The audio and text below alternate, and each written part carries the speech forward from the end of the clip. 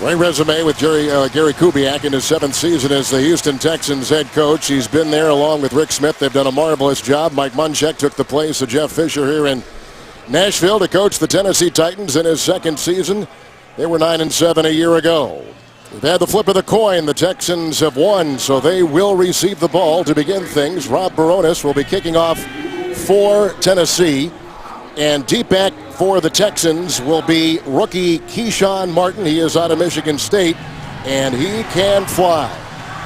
Well, this should be an interesting game today, Solomon. Well, the Tennessee Titans, Kevin, remember they had played 2 games in a span of 5 days. Now they have 10 days rest coming in to Tennessee here today. Let's see if they play with a renewed sense of vigor on both sides of the ball because the defense has been struggling.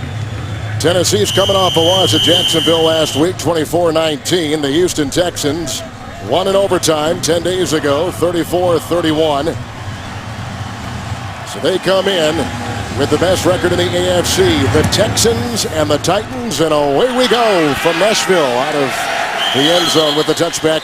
It'll be 1st and 10, setting up things nicely for quarterback Matt Schaub. He is 14-1 as a starter the last 15 games. And Solomon on the road, he has gone 7-0 during that time. One area of their team that has not struggled has been the offense, led by their quarterback Matt Schaub. Today he says he just want to allow his playmakers to make plays, and he's got plenty of them on this offense. We begin with Casey here at the bottom of your screen with the 1st and 10 from their 20.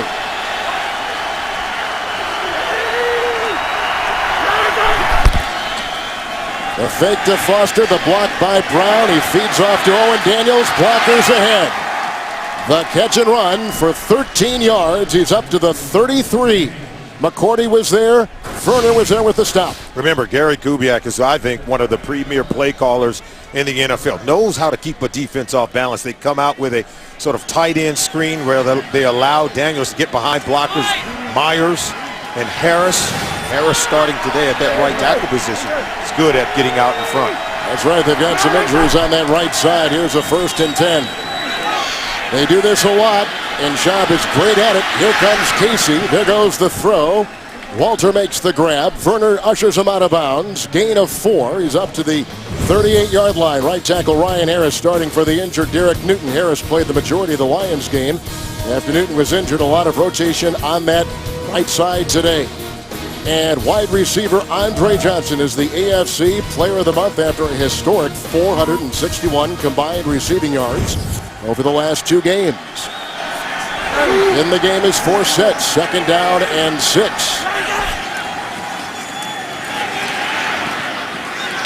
And he's got his target again, Walter. Verner was there to get him. A lunge to the 44, a pickup of 6, and very close to the 1st down. Titan defense number 29 in the NFL. Once a linebacker, now a defensive end. Cam Wembley leads them in sacks with 4. They had 7 as a defense last week. Colin McCarthy is out with a concussion in the linebacking core. So Tim Shaw will get the start. And we asked the quarterback yesterday, Matt Schaub, who he respects the most in the secondary. He said Jason McCourty. Here's a 1st and 10. It's a loose ball on a big-time hit. It's incomplete. Shaw, we just talked about him, hitting Owen Daniels. Incomplete. It'll be 2nd down and 10. And how about the Houston Texans? They've come out and thrown the ball on 4 consecutive downs. The first 4 plays are all pass plays for Gary Kubiak. I think they come in, as you can see, this ball's ripped from the arms of Owen Daniels. They come in against a defense that allows opposing quarterbacks to complete 70% of their passes. 5 in the secondary. Arian Foster on 2nd down and 10. Tries to wheel. Witherspoon is over there. Also a stop by Zach Brown. It's a gain of 2. He's up to the 47-yard line. I was mentioning the Tennessee Titans secondary allowing opposing quarterbacks to complete 70% of their passes. So Kubiak dialing up pass plays to begin this game, but you cannot forget about Arian Foster, who's so good at running. At the end of the day, Kubiak's going to call a game where there's going to be great balance between both the run and the pass. 6 defensive backs, 3rd down and 8.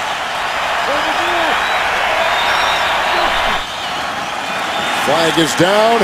Could be encroachment. Outside they go. This is a catch by Lestard. Jean down the sideline and in for the touchdown.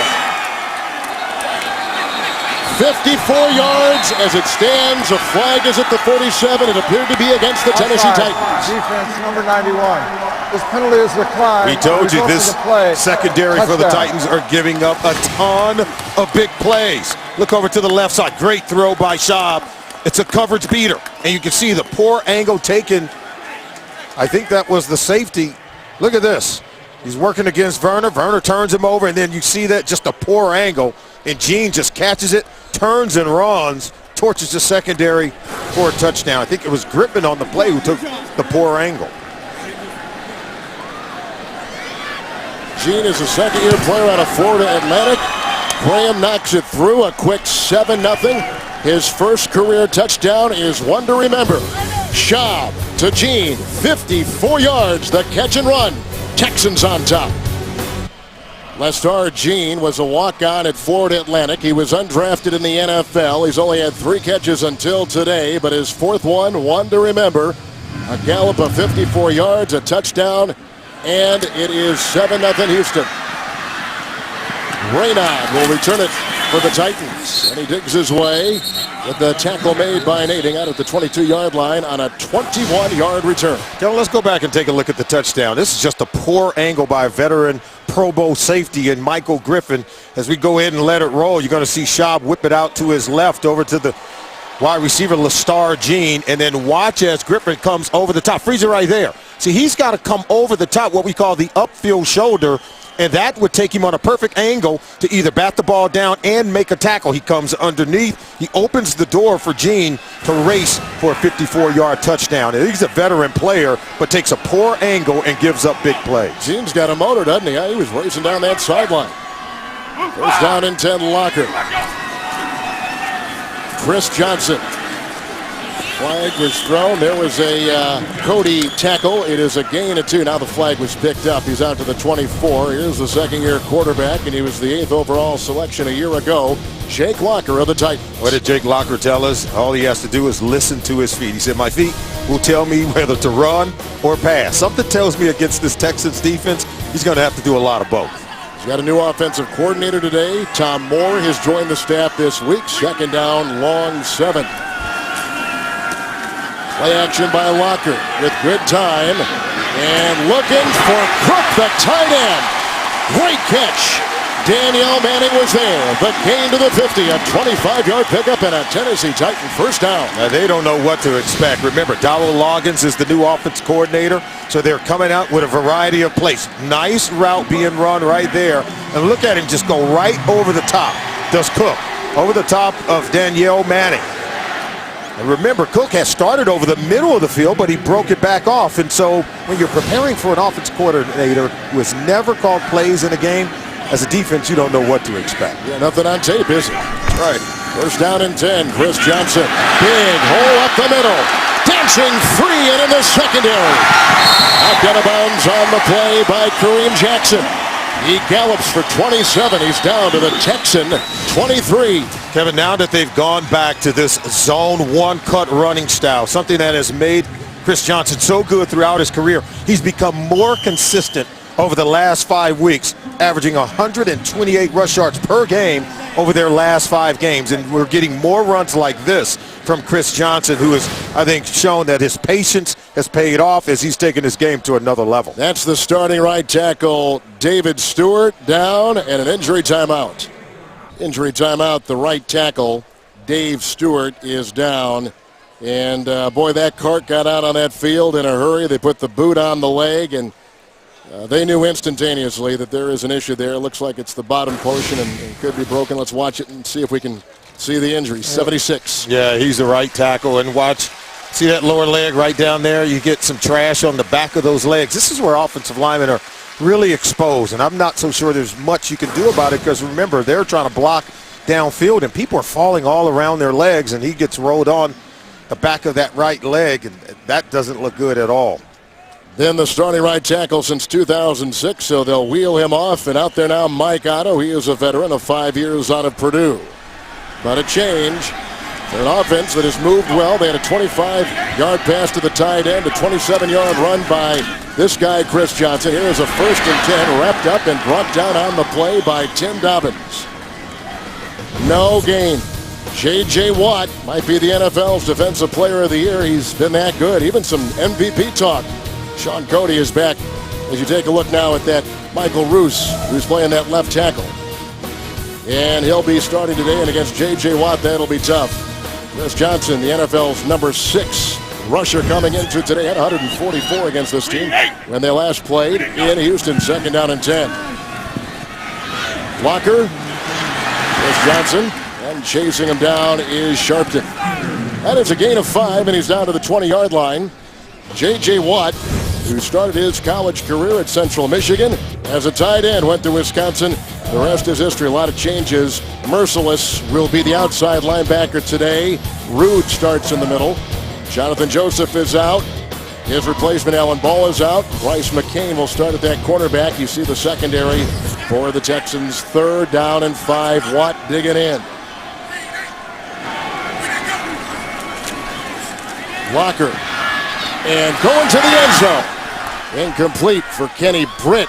Coverage down there by Kareem Jackson, who played well last week against Detroit's Calvin Johnson. Incomplete. 4th and 5. They'll try for 3. Kevin, you already mentioned Chris Palmer, former offense coordinator, fired earlier during the week. Dowell Loggins now calling the plays for the first time in his career as a coach in the National Football League. So we're getting a look at a new feel for this offense that went right down the field against the Texans, and now they're going to have to settle for a field goal. Here is Baronis, coming off a 4 of 5 game last week against Jacksonville. 37-yard try, wind in his face, right through the middle, and 3 on the board for the Tennessee Titans. 9.5 to play in the first. Schaub threw a touchdown pass to begin things for the Texans. Of 54 yards, he's back out there for a second swipe. Watching the NFL on CBS. So the Tennessee Titans were driving well. They got the 25-yard pass to Jared Cook, the 27-yard run by Chris Johnson. They settle for the 37-yard field goal by Baronis, and they get 3 on the board, and they're down 7-3. You know, both teams have a great feel for one another playing in the AFC South Division. And remember, the last time when they played in Week 1, the Texans won that game, but Chris Johnson had one well of a game, rushed for 141 yards. In total, they had over 170 rushing yards against this Texans defense. So they feel like they can come in here and move the ball today. Here's the kickoff by Baronis. Keyshawn Martin will leave it in the end zone. Back out to the 20-yard line they go for a second consecutive time, and you vote, they play. Send your favorite players to the 2013 Pro Bowl in Hawaii. Vote online or with your mobile device at NFL.com/Pro Bowl or text Pro Bowl to MyNFL. 1st and 10, Texans. Well, you know, we talk about the Houston Texans, talk about this being a prolific offense. Over the last 2 games, they've had maybe the most production they've ever had, 2 consecutive games. Matt Schaub has been red hot at quarterback. Let's see if they can get something going on their second possession. Justin Forsett in the backfield, 1st and 10. There's a block by Daniels and a strip right there by Shaw on a handoff to Forsett with a gain of 3 to the 23. Yeah, Justin Forsett will spell Arian Foster from time to time. We're going to see Ben Tate as well. Gary Kubiak felt like this is a point in the season where they need to kind of take a little bit off the plate of Arian Foster, start to give other players a chance to manufacture production within the offense. Remember, this is a team that's building for the long haul, Kevin, as they head towards the postseason. Nickel secondary, 2nd down and 7.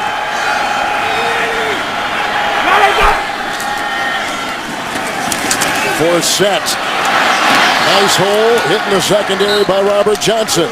That's a 1st down run, a pickup of 11. He's up to the 33. They're going off the right side behind Ben Jones at the right guard. And then, of course, Derek Newton. Look at this. One cut and get up in the hole. Just an excellent run. I should say Ryan Harris, who's starting for Derek Newton at the right tackle position. But they're getting movement against this Tennessee Titans defense. And if their front 7 doesn't play well on defense, Kevin, it could be a long day for the Titans. Arian Foster is in.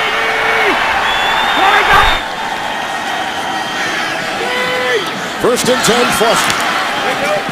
In the secondary by Jason McCourty. It's a gain of a yard, and he's to the 34. They haven't thrown much to Arian Foster coming out of the backfield, at least this year. Last year, he was so prolific catching the ball out of the backfield, and they've looked to take some off his plate. What did he tell us? He said he's functioning at a much higher level in the role given to him by his head coach, Gary Kubiak, during the 2012 season, keeping the offense on schedule, making sure that he takes what the defense is giving him in the early downs.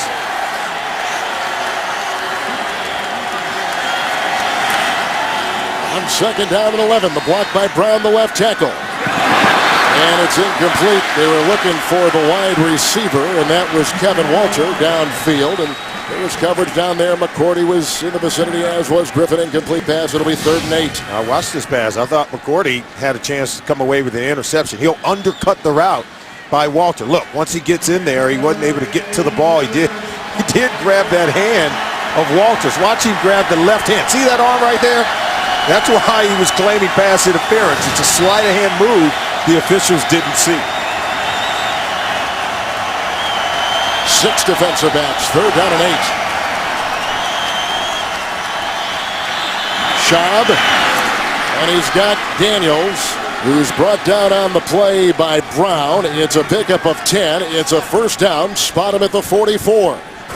Matt Schaub does such a wonderful job of staying on the field, converting 3rd downs. Look at this. And about Daniels, he understands where the hole is in the coverage. And watch when he catches this, he'll just back up.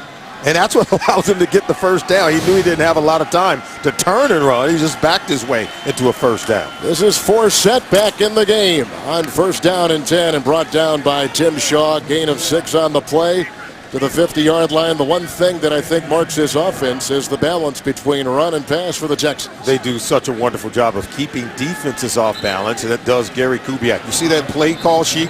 He's got plenty of plays, but the way that he mixes them in, some runs, some pass, some bootleg, reverse bootlegs, and then he'll sneak a receiver down the field and play action pass. Quick count 2, 2nd down and 4 into the teeth of that defense, and brought down by Akeem Ayers. No gain on the play. They stay at the 49. Let's go back to Thanksgiving. 10 days ago, the referees did not whistle Justin Forsett down. You all remember this play. It led to an 81-yard touchdown run despite his knee appearing to touch the turf. The play could not be reviewed due to the Lions coach, Jim Schwartz, throwing a challenge flag on the play that was automatically to be reviewed. So that may change when the competition committee gets back together, but right now it stands, and he's got the big run. It's 3rd down, long 4. Schaub, incomplete, looking for the wide receiver, Keyshawn Martin. Coverage on the play by McCourty and by Alteron Werner. Incomplete. They got a punt on their 2nd possession. Was this ball tipped at the line of scrimmage? Because it was thrown inaccurately. This was nowhere near. Look, even though it was a little short arm there by the intended receiver, not sure if that ball would have been deflected slightly as it hovered over the line of scrimmage. Here's Donnie Jones. Boy, he's had a terrific season. A 2-time second-team All-Pro punter. Came from St. Louis. They signed him back in March. He plays punt for the Houston Texans. Raynaud is back and signaling for the fair catch, which he makes back at the 5 with a little bit of a wind in his face and a 44-yard punt. So here comes Chris Johnson, and a good run at 27 the last time they had the ball. 5:39 in the 1st. Beautiful Nashville, all dressed up for the holidays after the 8 plays punt by the Texans. 1st and 10 for Titans. Quarterback Jake Locker at his 5. Looked like the Merciless may have gotten his hand. It's an incomplete pass. They were going to Washington. The coverage on the play by Bryce McCain. It'll be 2nd down and 10. There is a new offensive coordinator, Dowell Loggins, who's a Texas kid, Texas high school quarterback, a walk-on at Arkansas. Always wanted to be a coach, and here he is now an offensive coordinator. Yeah, and Mike Munchak told him, hey, you don't have to try to make a statement in your first game. That good reputations are earned over a long period of time of having a productive offense. Having learned under Sean Payton in Dallas, Mike Heimerdinger, the former offense coordinator here in the Titans, he comes from good stock. It's a 2nd down and 10 handoff to Chris Johnson, who is hit by Sharpton. It is a gain at 2.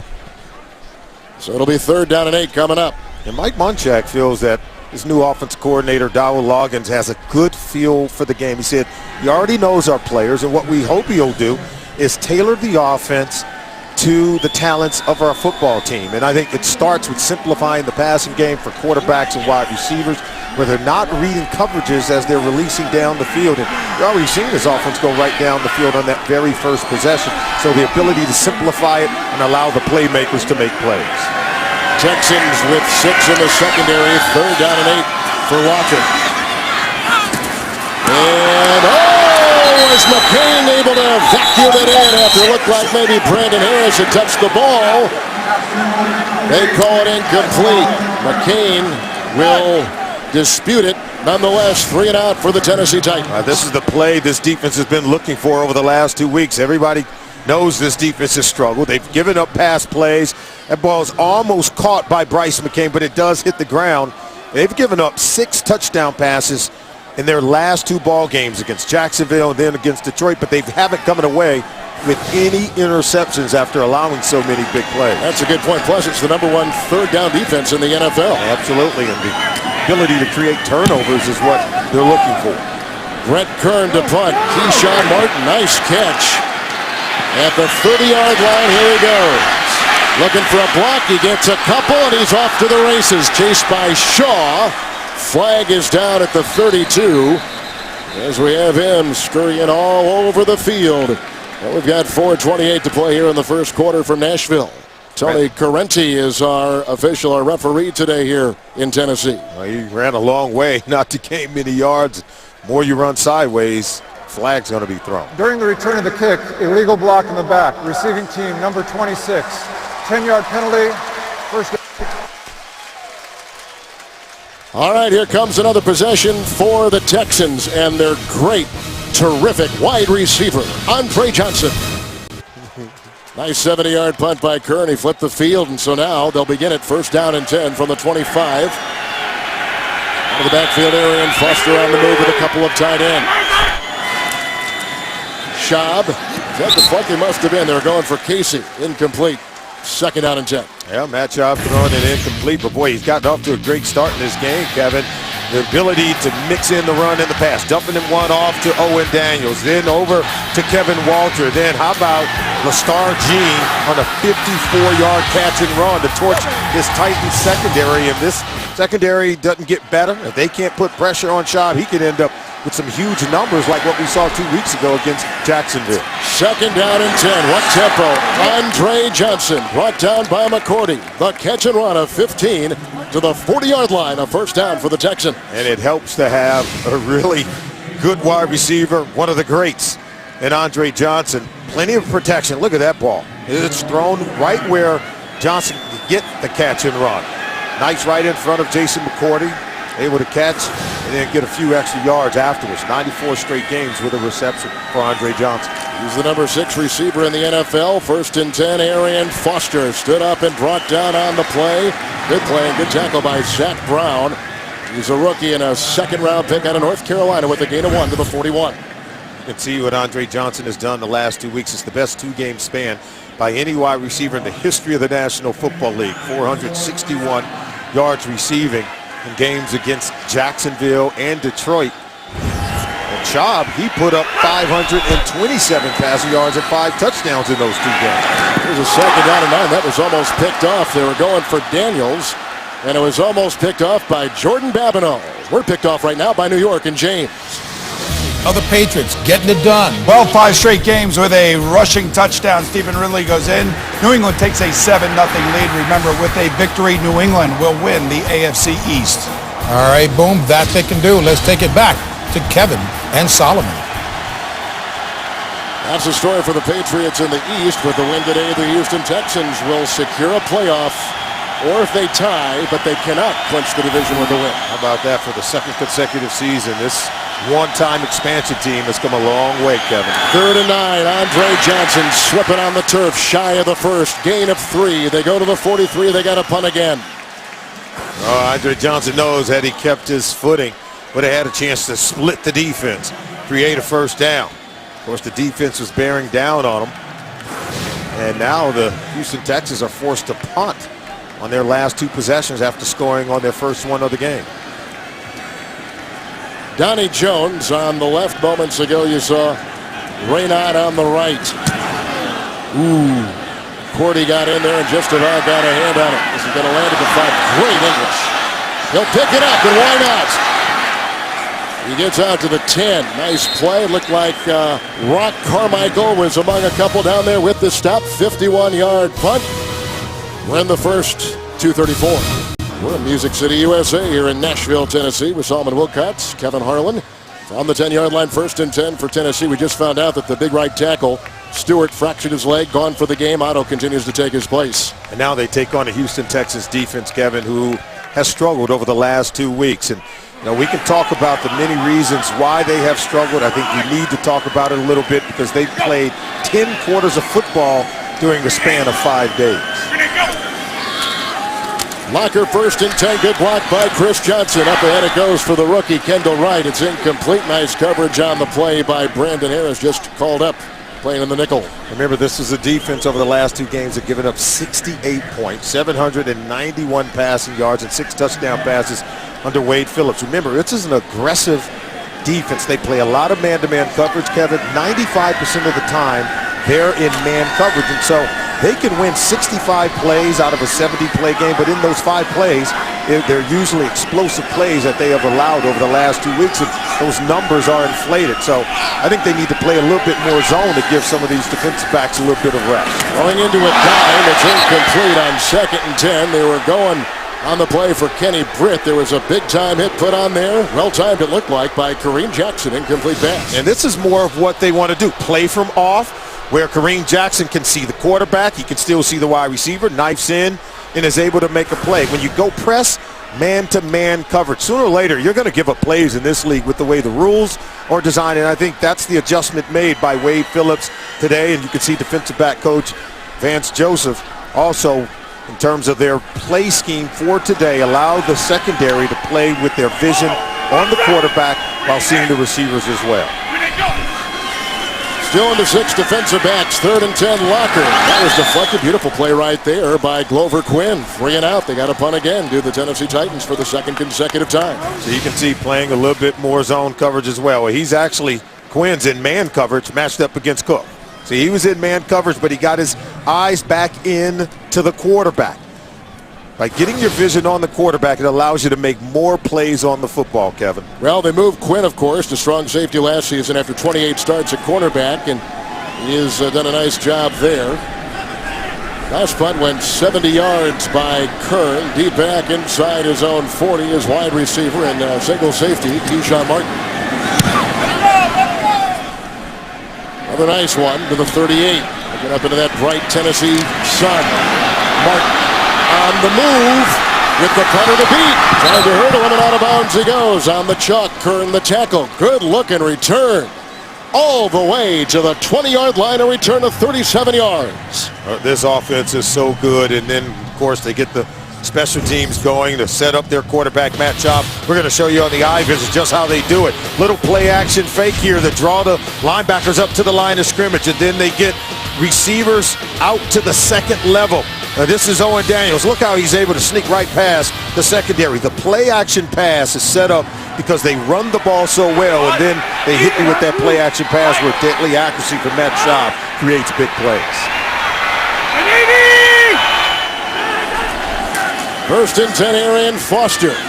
Rammed into Wade Smith, his guard, runs outside, chased by Tim Shaw, works his way to about the 17, picks up 3 on 1st down. And that's what we're talking about, Kevin. We said they came out and they had dialed up pass plays on the first 4 plays of the ball game, but they'll get back to running the football because sooner or later, Gary Kubiak wants to go with the play action pass. They will not get away from giving the ball to Arian Foster. I think he's one of the best red zone runners in the National Football League. Well, this is the number 3 Texan offense in the NFL. 5 with the run, as you see a player being attended to. They're 10th in passing. Only New England has scored more points among AFC teams than this Houston ball club.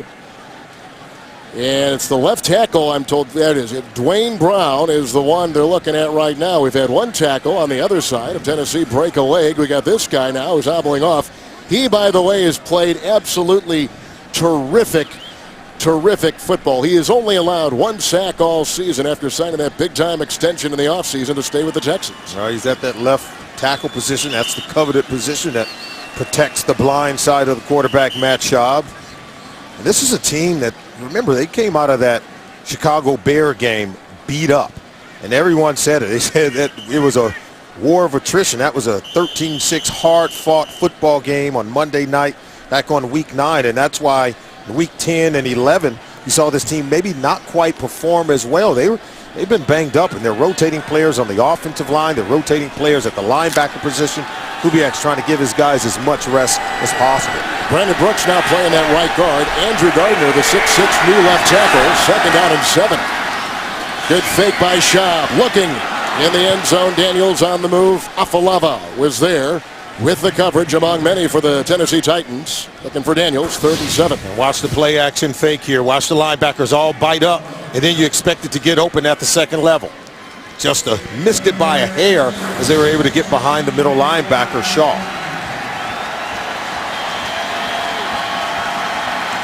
Boy, look at those numbers. Absolutely exquisite throwing where it counts the most in the red zone. 3rd and 7 for quarterback Matt Schaub.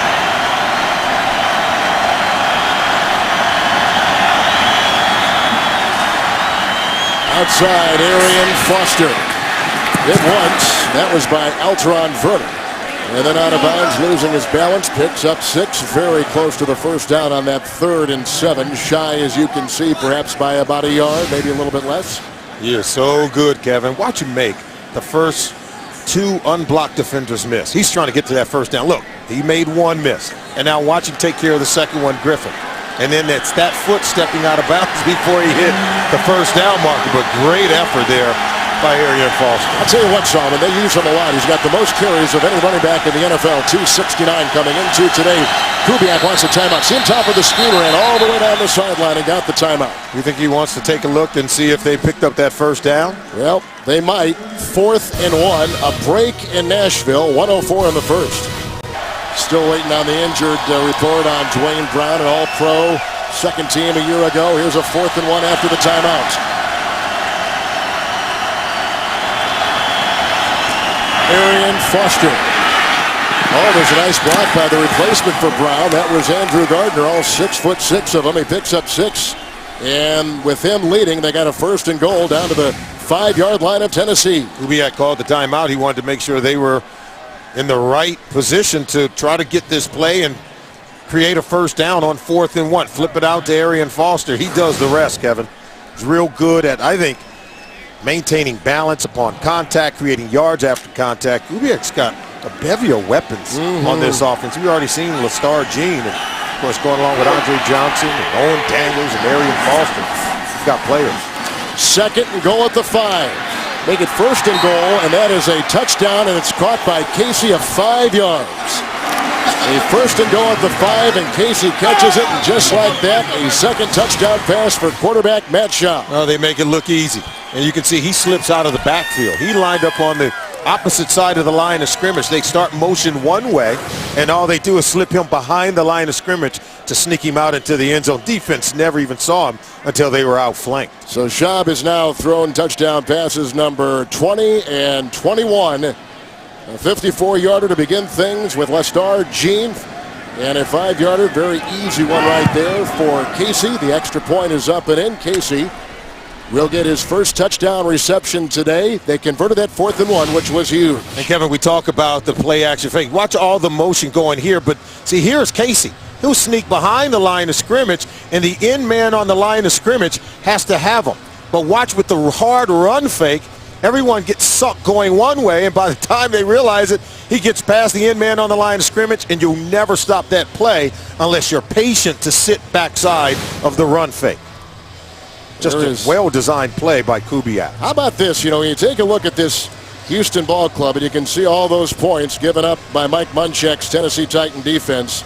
But the thing that probably impresses you the most about Houston is they had so many defections during the offseason, lost so many key players, and yet here they are, you know, fighting their tails off in this season without guys like Mario Williams, who was injured a good part of last season, but they lost Dreesen, the tight end, lost D'Amico Ryans. I mean, one big-name player after another. Bryzell on the right side of the line, and Eric Winston, the right tackle. But give their general manager, Rick Smith, a lot of credit. They've drafted well over the last few years with Connor Barwin, with J.J. Watt, with Brooks Reed, Brian Cushing, who they've lost to injury. I think I'm amazed how they've been able to overcome some of these injuries and the loss of some talented players and continue to play at a very high level. Well, they're so deep, they just go back to the well, and they find guys, like you say, that they've drafted and signed off the street, and that'll be left in the end zone by Raynaud.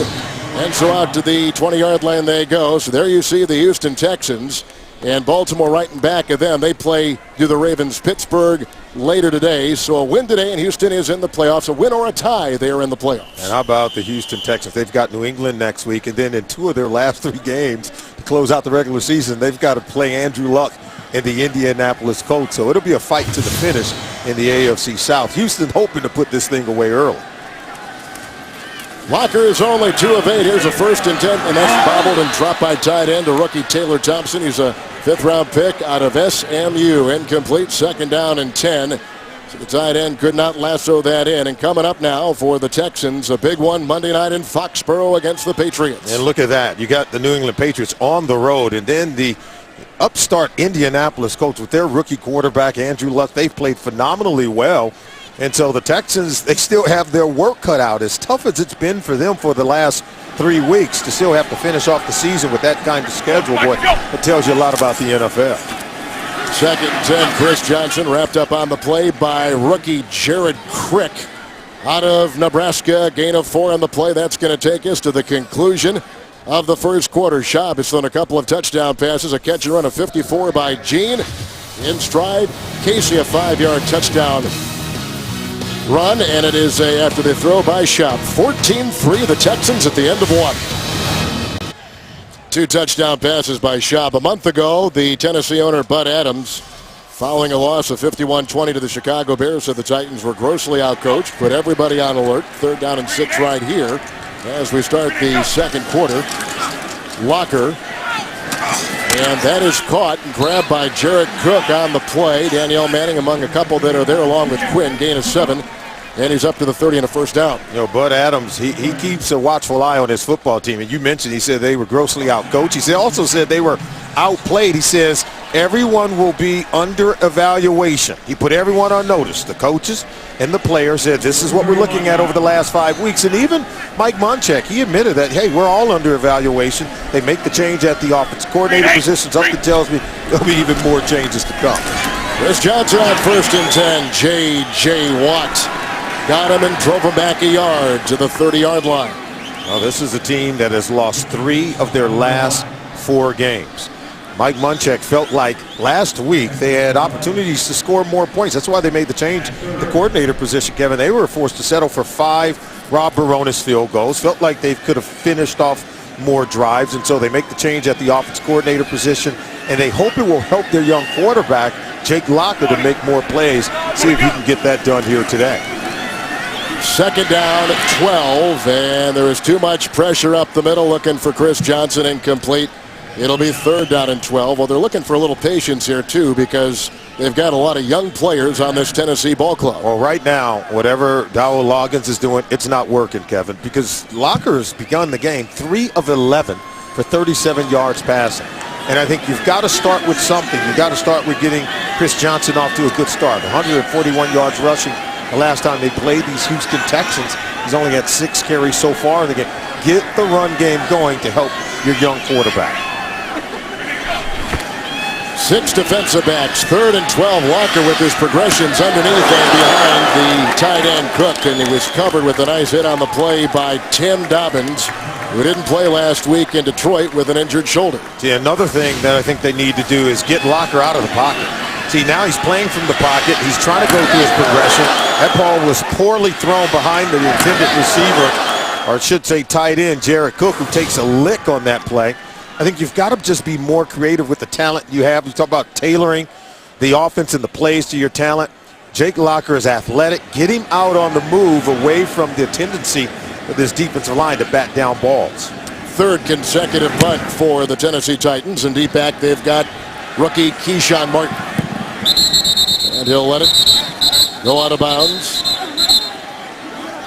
And they're going to put the ball at the 19-yard line for quarterback Matt Schaub. 2 consecutive 300-yard games, and he's well on that pace today. After the 3rd consecutive punt by Tennessee from the 19, 1st and 10. And this will be Justin Forsett, hit and brought down by Shaw out to the 22, and a pickup of 3 on the play. And coming up, the Verizon halftime report. JB Dan, Shannon Boomer, and Coach Bill Cowher for the latest NFL scores, highlights, all coming up on the Verizon Halftime Report from New York. We've been talking about all the accolades that follow this offense in as Dwayne Brown is back in. He was back in the last series, last couple plays there after injuring his leg. But this is the number one time of possession offense in the NFL as well, this Houston offense. Yeah, they do as good a job as anyone at eating clock and possessing the football. You mentioned they've scored more points than anyone except the New England Patriots. And this has been this offense for the last 5 years in Houston.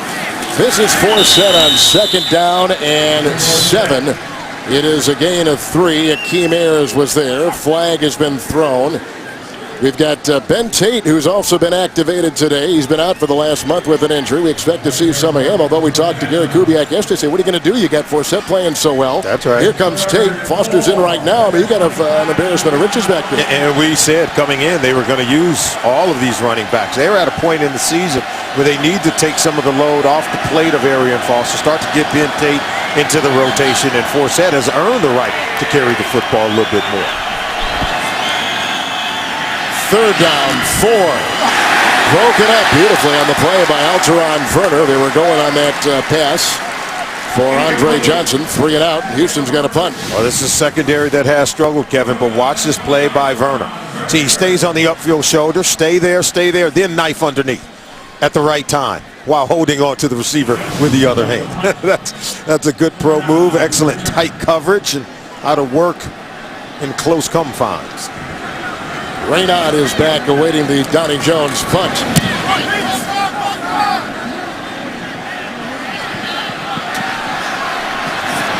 Raynaud. And he was hit and grabbed by the long snapper, John Weeks, and that slowed him down just enough where he was then brought down by Quentin Demps. Slow start for second-year Washington Husky quarterback Jake Locker, down 14-3. Matt Schaub has thrown 2 touchdown passes. One of 54 yards, one of 5 yards, and that's our score. Here comes Locker, and he has been staggering early. Well, it really, I think they've got to use his ability to get him out of the pocket a little bit more, where he has some greater windows to complete passes like this. And this one's going to go to Damian Williams, brought down by Danielle Manning to the 48, a catch and run of 18 yards and a first down for Tennessee. Now, one thing that should come easy for Locker is he's reading man-to-man coverage. You can see Kareem Jackson totally out of position in coverage against Williams, and Locker's just going to pick him apart when he sees that man-to-man coverage. 1st and 10. That was deflected at the line of scrimmage. Who got their hands on that? Maybe Earl Mitchell, number 92, although you'd think 99, but I think it was 92 that was able to deflect it in the middle of that line. Upcoming 2nd down and 10. But this is what they do. They bat down passes. This is why I think you've got to use the ability of Locker to get out on the edge and roll out. I think it'll be easier to complete passes against this defensive line who's so accustomed to batting down balls at the line of scrimmage. You create a greater window of opportunity to complete passes by using his mobility. Big Earl is from Houston. He has had a career season so far. 2nd down and 10. Locker on the screws, caught right there. Nate Washington brought down on the play by Jackson. That's a 19-yard pass completion to the 33-yard line of Houston. Man coverage. Kareem Jackson matched up against Washington.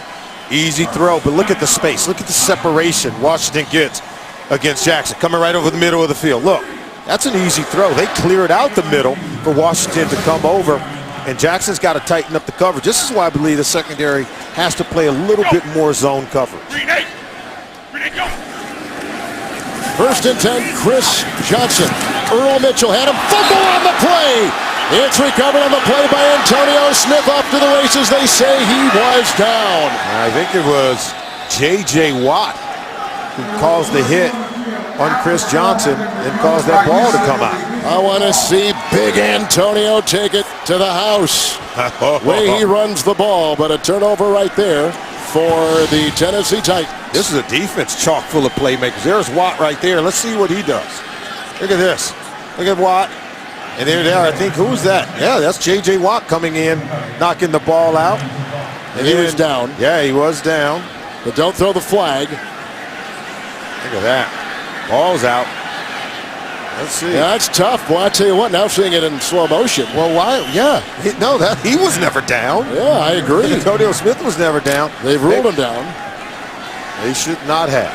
Yeah, it was knocked The away. ball out. Yeah. There's a scoop. hit Was the there ground. some inadvertent whistle? Should not have been. First down and 10.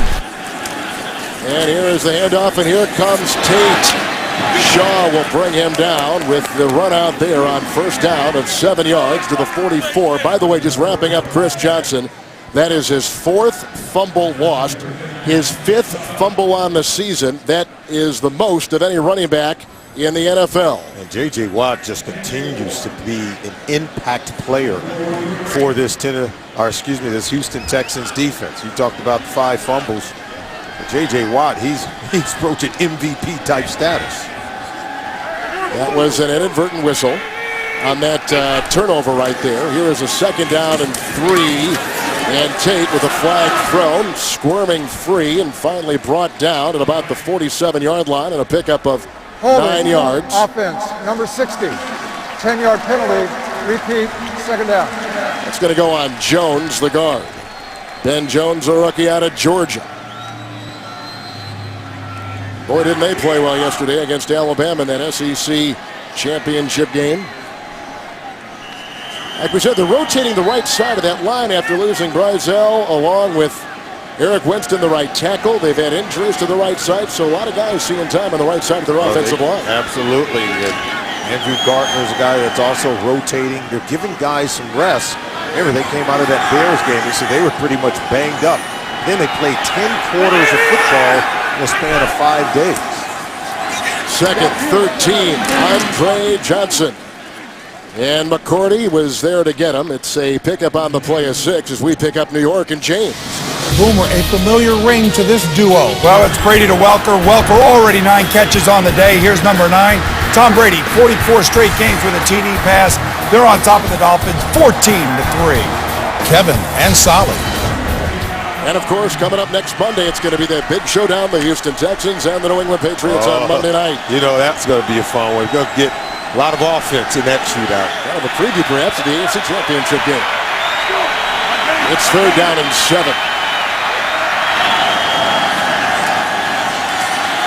Schaub lying in a block at the right tackle. Was that deflected at the line? A flag is down where Schaub launched that ball on that 3rd and 7.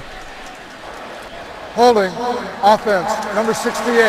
This penalty is One of declined. the things that Houston 4th told us down. is they can rush the passer. This Tennessee defense can. Yeah, and remember, 7 sacks 1 week ago for this Tennessee Titans defense. And that's why I'm so surprised that the secondary is giving up so many plays, because they do a really good job, as you saw right there, putting pressure on Matt Schaub. They can get to the quarterback with this Titans defense.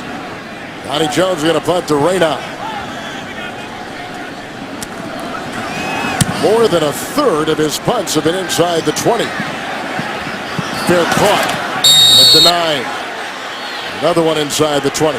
Nice 51-yard, well-placed punt by Donnie Jones. Chris Johnson coming out. They've got to get that offense going, down 14-3.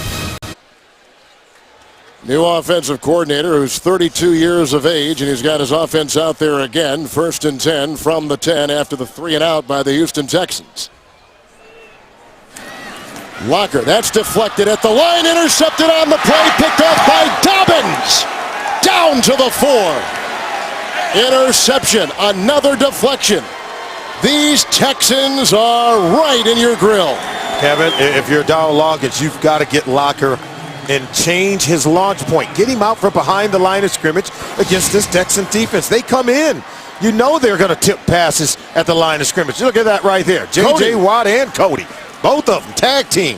And then it picked off at the back end. This is what they do better than any defense in the National Football League. And so by rolling him out, you got to get him out of the pocket. Get him out on the edges. And they won't bat down balls and create turnovers like we saw in that play there. Tennessee. Every turnover, of course, is reviewed. A timeout has been taken by Tennessee, maybe to buy some more time for the trained eyes up in the press box to take a look at it. I don't know what there is to check, because after Cody, who's been out for a while with an injury, deflected the ball, Dobbins picked it up and took it in. Hey, tomorrow, to succeed in business, the girls will need some help, some special help, especially when they have uninvited guests. A new Two Broke Girls. That's tomorrow, and it's only on CBS.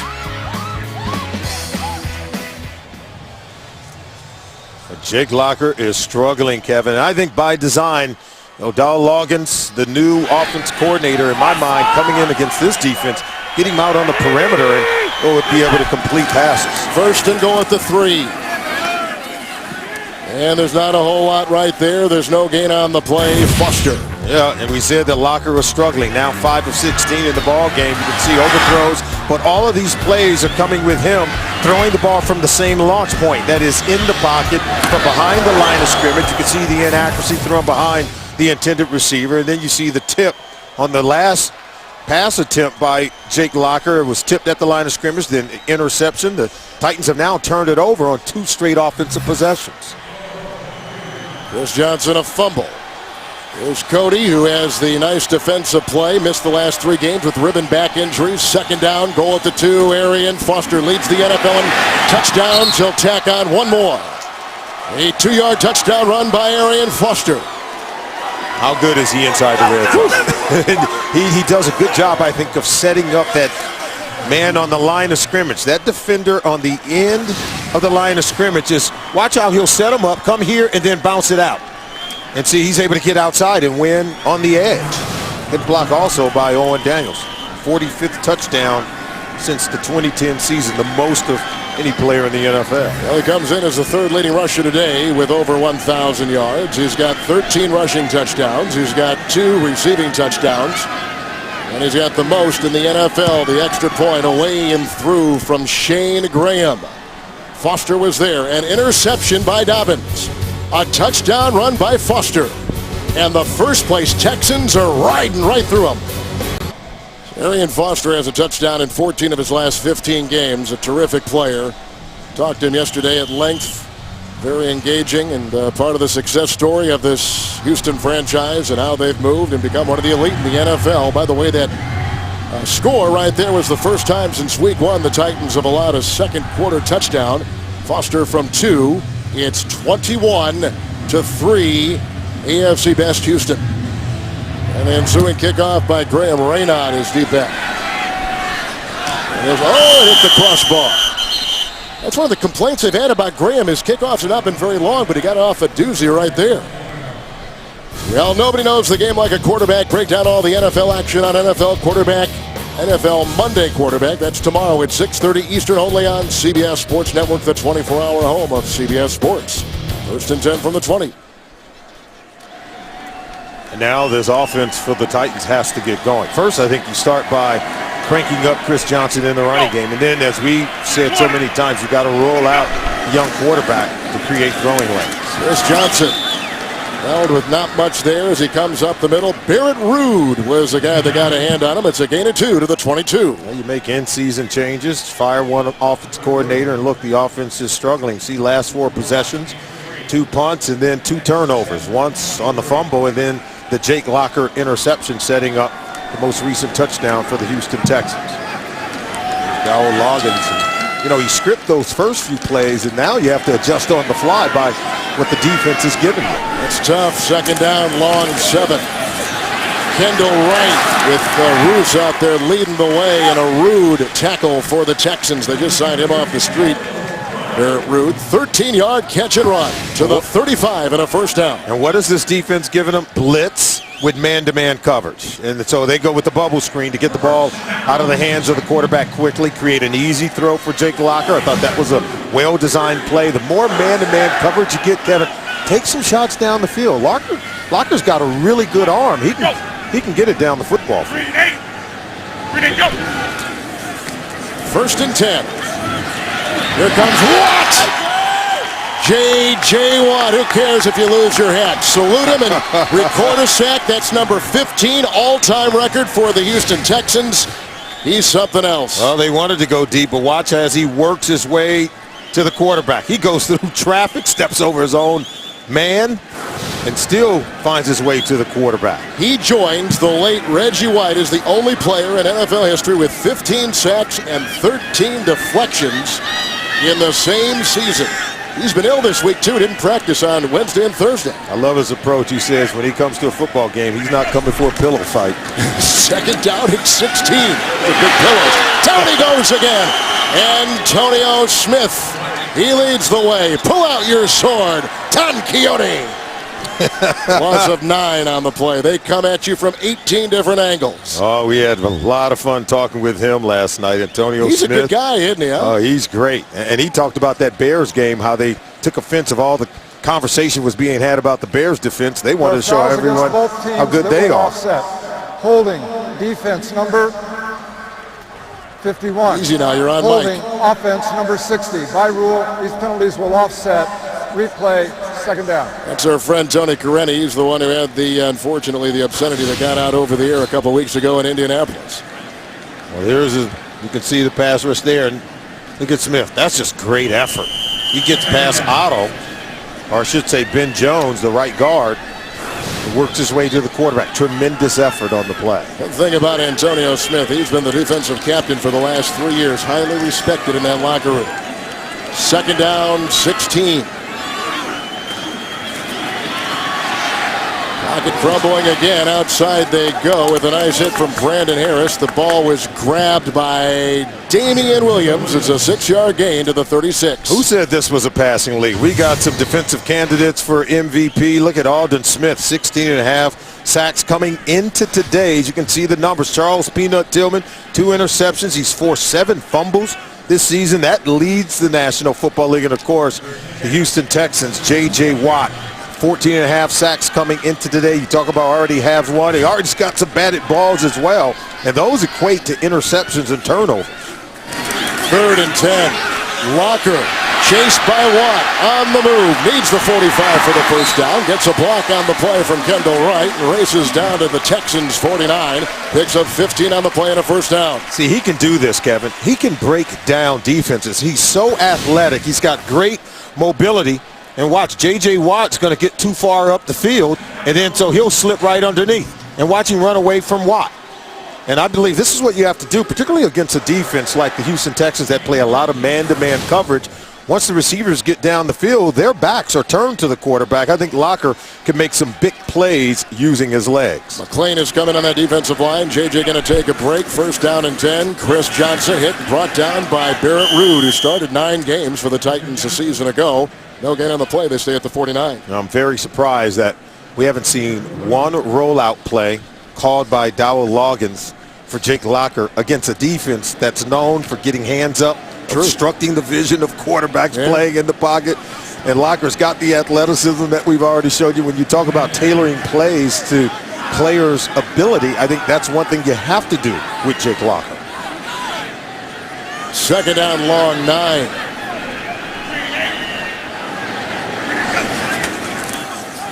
Here's one. Oh, yeah, just as you talk about it, huh? Oh, run it again. And then he's chased out of bounds by Jared Crick.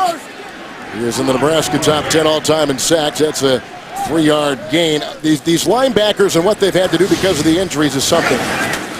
Oh, look at this. They get out of the pocket. And this is what you have to do. At least he has an option now. He shouldn't take hits like that. But you're right. These linebackers for the Houston Texans, they're rotating as well, just like what we talked about with the running backs, Kevin. 5 in the secondary for the, in fact, now 5 in the secondary. Watt is in there, 3rd down and 6. Looking into the nickel. Locker, and that was just dropped.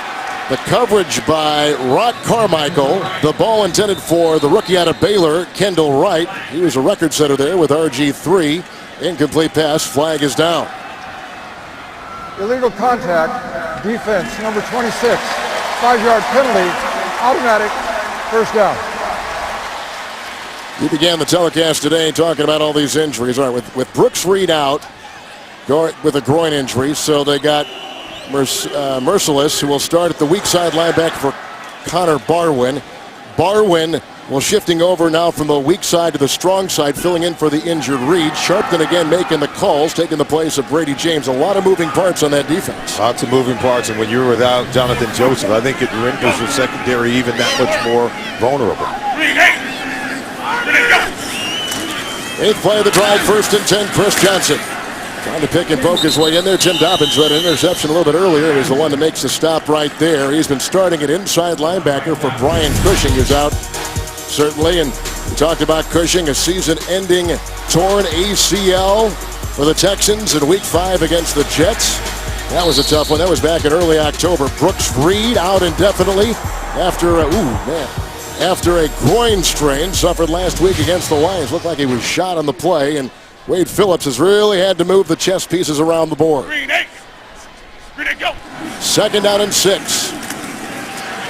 Locker hit as he throws, and that was deflected. I think Danielle Manning got a hand on it. They were going for Cook, but Manning, who has really played some good football of late, is the one to deflect it. Now watch the route by Cook. I think you've got to drop this one over the top, Kevin. See, he throws that on the flat line.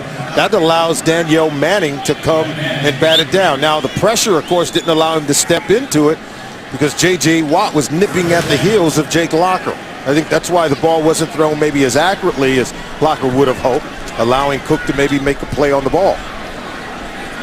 Now 3rd down and 6. There's that moving pocket you were talking about on the move, and that's for Damian Williams. And he runs into some guy on the sideline, and it's incomplete coverage on the play by Harris. The guy appears to be okay, and that guy is not okay. That's Williams and holding on to the hamstring, and that's not good. You know, when you roll out, I think you would want to roll out to the long side of the field and not to the short side of the field. And that's what they ran out of real estate really on the play. But he is right-handed, so you want to roll him out to his right side and allow him to get the easy completion. But they just ran out of real estate. That's rendered the pass incomplete. They're going to go for it on 4th and 6, and why not? You're 4 and 7. You've lost 3 of your last 4. 4th and 6. They need the 30. Delay a game. Delay game. Offense. Wow. 5-yard penalty. Remains 4th down. Remember, Dowell Loggins, and you could see Munchak disappointed. And now he said, we're going to have to punt it. You see, this is a new offense course. It's the first time he's ever called games as a play caller. There's going to be some growing pains. You know, Munchak said it doesn't have to light the world on fire. We do want to see improvement, but everyone, including the new offensive coordinator, is under evaluation for these final 5 games of the 2012 season. First penalty against Tennessee, so they're going to have to punt to the Texans, who have won a franchise record 5 consecutive road games. Kern, and Martin's going to let it bounce at the 5. Campbell tried to save it and did. Did he step out of bounds? He may have stepped out of bounds on the play. There's Tracy Wilson trying to keep it in. Let's see. Well, he's going to be inbounds here. Look, see, he bats it back. Right there. Look at on the chalk. No, he's. Oh, that's good. He did a good job inside the 1 yard line. They're talking about it just to see, and the discussion ensues here. Campbell's the one who was the one to bat it. Did a very nice play to get downfield and cover that punt. With 2:17 to play here in the second quarter. That's where they're going to begin at the 1. If you're the Houston Texans, you have to understand the only way you can give life to these Tennessee Titans is if you make mistakes, particularly a crucial moment like this. You don't want to give the ball back to him right here in the shadows of your end zone. Schaub marooned it as 1, 1st and 10. Here comes Morgan. There's the pass. Graham, who was drilled on the play with a big-time hit from Ayers. Garrett Graham, who's having a very solid season as the second tight end, picks up 7 yards, a bit of breathing space out near the 8-yard line. We've reached the 2-minute warning. Schaub has 2 touchdown passes. Foster has a 2-yard touchdown run. 2-minute warning, and Solomon Schaub has hit 7 different receivers this afternoon. And he may take a shot to try to get more points here inside the final 2 minutes of the half. 2nd down and 3. Looking for his main target, Andre Johnson, breaking a Griffin tackle and takes it out, slashing his way to the 30. Brought down by Werner. 21-yard catch and run, 1st down. Kevin, the Houston Texans in their 11 games so far this year, they have 7 scores on the final possession of the first half inside of 2 minutes. So they're very good at working the 2-minute clock to get themselves in scoring position. 1st down and 10. Johnson again dancing with Werner. There's the 1st down to the 41-yard line. 11-yard catch right there by 31-year-old and 5-time Pro Bowler Andre Johnson.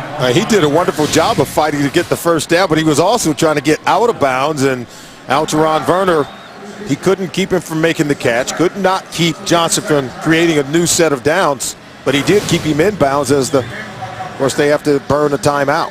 One thing is about Johnson, and you talk about where his place might be in the landscape of some of the game's great receivers. He's on pace right now, Solomon, for his third 1,500-yard receiving season. It would tie him with Marvin Harrison, and Jerry Rice has 4. If he gets 1,500, he'll have 3 in his nice Texan career. And remember, he, along with Jerry Rice, are the only wide receivers in NFL history to lead the league in receiving yards in back-to-back seasons. 1st and 10. Good time for Shaw. Right through the hands of Casey, covered on the play by Shaw. Casey caught a short touchdown pass earlier. The Verizon halftime report being put together for you right now in our CBS studios in New York. JB and Company with scores, news, and highlights. That's next on the Verizon halftime report here on CBS. 2nd down and 10. A win today for Kubiak and his Texans. They will clinch a playoff berth, but they will not clinch the AFC South. Watch a little play action deal here, because anytime you can fake it to Arian Foster and get these linebackers sucked up to the line of scrimmage, they'll drag Andre Johnson clear across the other side of the field and try to go deep. Bears was moving on that 2nd down and 10. Delay game. Offense. 5-yard penalty. Remains 2nd down. No need there for a delay of game. Every time I look at Schaub, I can't get out of my mind 3 things. Sue with the kick 10 days ago, and then what Von Miller and Joe Mays did to him on successive plays in Denver earlier in the season. Those are 2 of the hardest hits I have seen a quarterback take all season long. Oh, he is a tough football player playing quarterback. 2nd down, 15 with the penalty in tow, and here he goes on the move. He's got to get to the 50 for the first and slides to about, they say, the 43. And he scrambles for 8. He's got a timeout with which to work. He was looking for the long ball to Andre Johnson. See him looking there, and then he had to tuck it because it was well covered on the back end by this Titan secondary. Now on 3rd and 7. Of course, they'll look to try to get the first down here, but they're running out of time on this possession. 5 defensive backs, 3rd down and 7. Schaub. Foster. Witherspoon's got a beat on him. Shy of the first down. Good chase across the way by Jordan Babineau, who led the team in tackles a season ago. It's a gain of 4 by the running back, Arian Foster, out of Tennessee, and undrafted out of Tennessee, too. Give the Titans defense credit. We told you that the Texans were so good at scoring in the final 2 minutes of the first half. They're going to force this Houston Texans offense to punt. And I think at halftime, they've got to really decide what they're going to do on offense with Jake Locker. And remember, a new play caller. Get the ball over to Chris Johnson, allow him to manufacture yards in the run game, but they've got to get him out of the pocket where he can either have the run-pass option. Donnie Jones to punt once again for the Houston Texans. Darius Reynaud at the 14. Slowed down by Dobbins and then finally hit by Nading and brought down. That Nading is some kind of athlete. When he was in Colorado in high school, he was all-state in football, basketball, and baseball. 7-yard return. Hey, Saturday, the Home Depot College Football on CBS puts one of the grandest spectacles in all of sports on the air. It's all guts, all grits, all glory. It's Army-Navy, and it all starts with college football today. Next week, right here on CBS. Hope you enjoyed the Southeastern Conference Championship game last night, Alabama and Georgia from Atlanta. It was a good one. Literally down to the final seconds. 1st and 10. Tennessee with 2 timeouts. That's Jared Cook getting it from the quarterback, and Glover Quinn was right there. It is a gain of 7. The gain to the 30, and a flag is down back at the 15-yard line.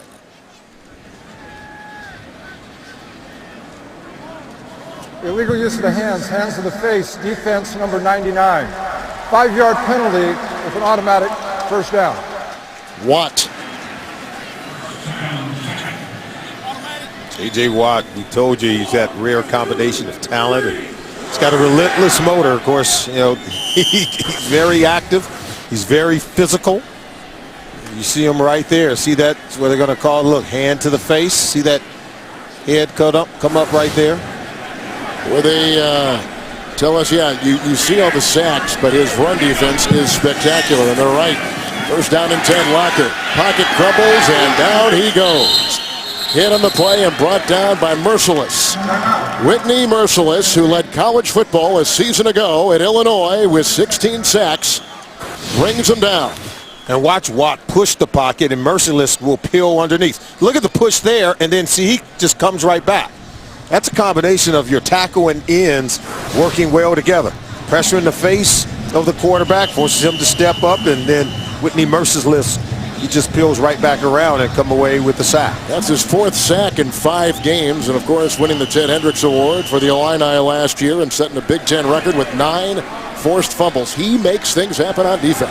Just another playmaker on this defense, right? Man. Second down and 11. Walker gets a Bruce block at that left tackle. Chris Johnson chased by the linebacker Connor Barwin. Out of bounds he goes, and gain of 3 on the play. I'd go out of bounds too at the 29-yard line if I saw Barwin barreling down on him. But Barwin was thinking, are you kidding me? I got to chase down Chris Johnson? he knows it's not going to happen. It took the out of bounds line to stop Chris Johnson. Now that guy's a great athlete too, this Barwin. You know, he played college tight end at Cincinnati. He played some college basketball for the Bearcats. That guy's, he's got some ability. He can run up and down. He is phenomenal. Third down and 8. Locker, oh, that was deflected. And that is intercepted and picked off on the play by Quinn. Glover Quinn. And that is the end of the half. It's the 3rd turnover and a disastrous first half for Munchak's Tennessee Titans. 2 touchdown passes by Shaw. Foster with a touchdown run. It's 21-3 Houston. You're watching the NFL on CBS, the home to Super Bowl 47. You're listening to a Pepsi NFL anthem. Download this song and other NFL-inspired anthems at PepsiAnthems.com. We are in Nashville, where the Texans are riding roughshod over the Titans, 21-3. What do you think of the first half? Well, how about the Houston Texans? Remember, their defense had struggled in their last 2 ball games. They made a statement with 3 forced turnovers in the first half of the ball game, and Matt Schaub and the offense are doing their usual thing by putting points on the board. You have to love the way that they're playing here in the first half of the ball game. He came out, took them right down the field on their first possession of the game, going to Lestar Jean on a 54-yard touchdown strike, and then handing the ball off to Arian Foster. He's able to get a touchdown, and then we talked about the turnovers, the batted balls at the line of scrimmage. The takeaways have been constant. Jake Locker has struggled even with their new offensive coordinator. You can see the numbers in the first half for the Houston Texans, 222 total yards of offense. They forced 3 turnovers against the Titans, and then talk about the quarterback sacks. It's just been phenomenal for this Houston Texans defense. It's a complete team effort for the Houston Texans, Kevin. Well, Matt Schaub has been terrific. 7 different receivers is what he has accomplished in that first half, 15-24. And the interesting thing, though, if there's any little issue for the Texans, they have only scored 7 points off of 3 Titan turnovers. Yeah, but if they would have had more time at the end of the first half, they probably would have turned that one into points. Raynaud will get it. And our second half is underway here in Nashville. Going outside. Looked like he found some room. And he's being chased, and he was taken down on the play. And with the hit defensively, Brian Brayman, after he slipped out of the DeVere Posey grasp earlier in the return. 35-yard return. And if you're the Tennessee Titans, I got to believe that they had a conversation at halftime wanting to turn, of course, this kickoff return into great field position for their quarterback, Jake Locker. They're at the 36-yard line. Now let's see if they use him to pound the running game and get him out on the edges to make plays. Green 20. Green 20, go. It's 1st and 10, and this is Chris Johnson. Hit by Watt. And driven back to the 32 on a loss of 2. Another tackle for a loss for Watt. You know, Watt wasn't feeling well last night. No. He came in and went straight up to his room. Watch him just knife right in. Was able to get in on that play. You talk about it being a one-cut read and run. Not much to read there. It's J.J. Watt. He's making plays, not just getting to the quarterback, not just getting sacks or tips at the line of scrimmage. You mentioned it. He can play the run equally as well. You should all feel so bad. 2nd down and 12. Barwin and Antonio Smith pull it out again, wave it around, and slice him up with a 3rd sack by the Houston Texans today. They'll put the ball back at the 25. Well, they had 2 sacks on the young, talented quarterback in the first half. There you see a 3rd. He's making plays. You've seen him get to the quarterback. We've seen J.J. Watt get to the quarterback. He's a funny rascal, isn't he? And you're encouraging him, too. You got a guy with some personality, man. It's great to see. It's great to see. 3rd and 21. They need the 46-yard line. Chris Johnson finding a seam and getting some nice blocks before he takes it right up the gut. And he is brought down eventually on the play by Glover Quinn. It is a gain of 12, well shy of the 1st down. So they get up to the 36-yard line. They got to punt the ball in their first second half possession, 3 and out. So whatever the talk was at halftime by Mike Munchak goes out the window just simply because J.J. Watt, he's knifing in and destroying the running game by the Titans, and Antonio Smith getting sacks on the quarterback, dismantling their passing game. Texans coming in have won 5 straight. And 5 straight road wins, too, is what they bring in here. Is the best record in the AFC. Punt coming from Kern. Deep back, they've got Keyshawn Martin. Here he goes from the 16-yard line. Dancing a bit and finding a seam and doused on the play. 47-yard punt and a 12-yard return. Yeah, the Texans are slicing them up okay with Antonio on that line. After the 3 and out, here come the Texans now at the 29, 1st down and 10. And it's incomplete. They were looking for Owen Daniels. Now it'll be 2nd down and 10. Got a sports fan on your gift list? CBSSports.com shop has officially licensed NFL gear and NCAA gear from over 500 schools and 3-day shipping on every order at shop.cbssports.com. 2nd down and 10.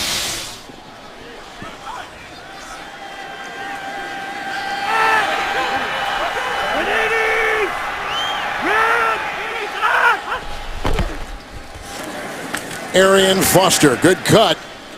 And then he was waylaid coming from the side. Was a high pick out of Georgia Tech a couple years ago. Derek Morgan, it is a gain of 7 on the play, and they're going to put him at the 36.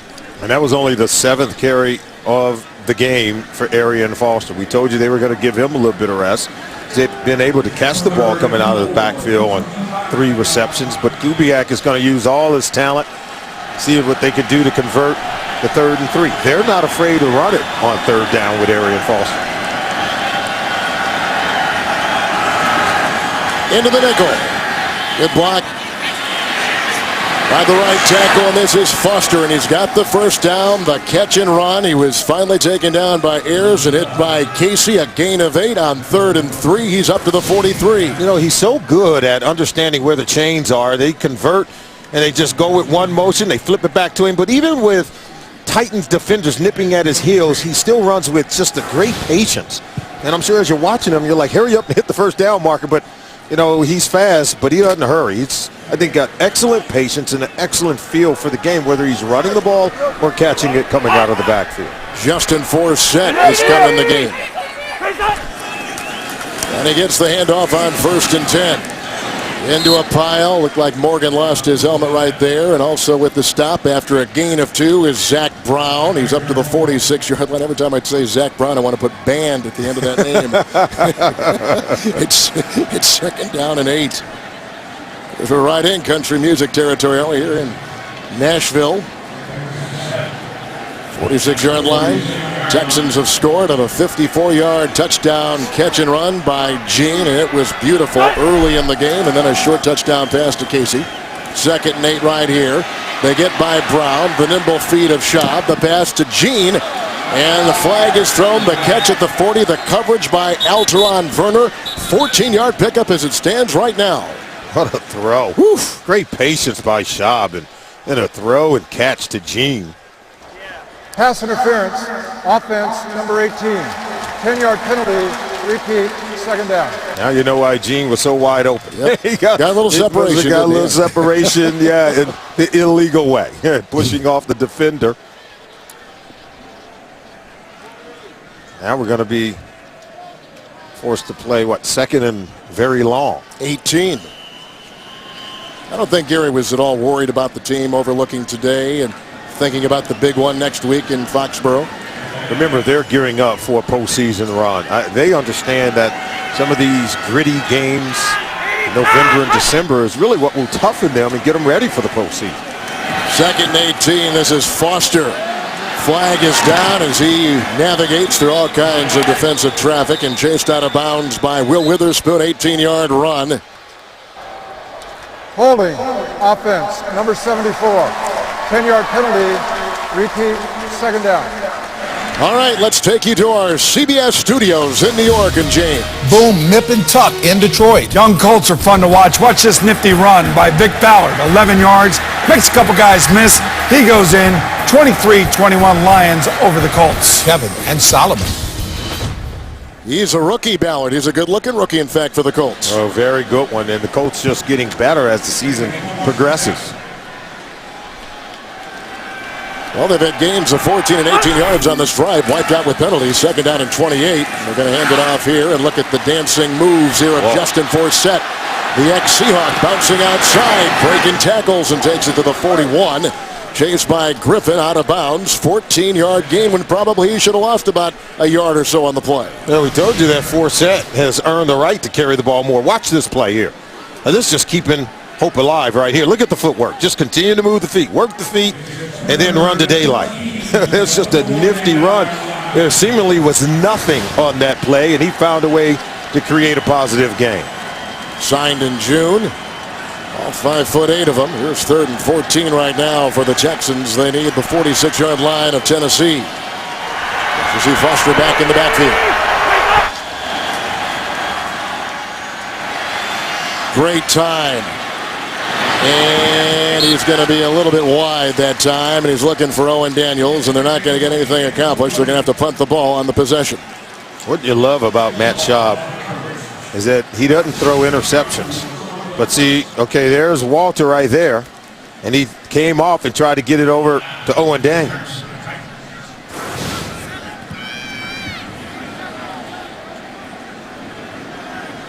We had a talk last night with Matt. Very confident in what he's doing with this team and how they're playing and his role on it. And the Jones punt to Reno.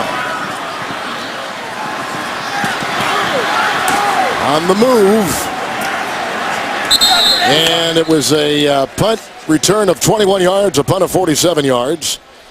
And there was a flag, as you can see, on that play between these two teams from the AFC South. Tennessee has not beaten a team within the division yet. And they're trailing here this afternoon, as you can see, 21-3, mid-stages of the third quarter.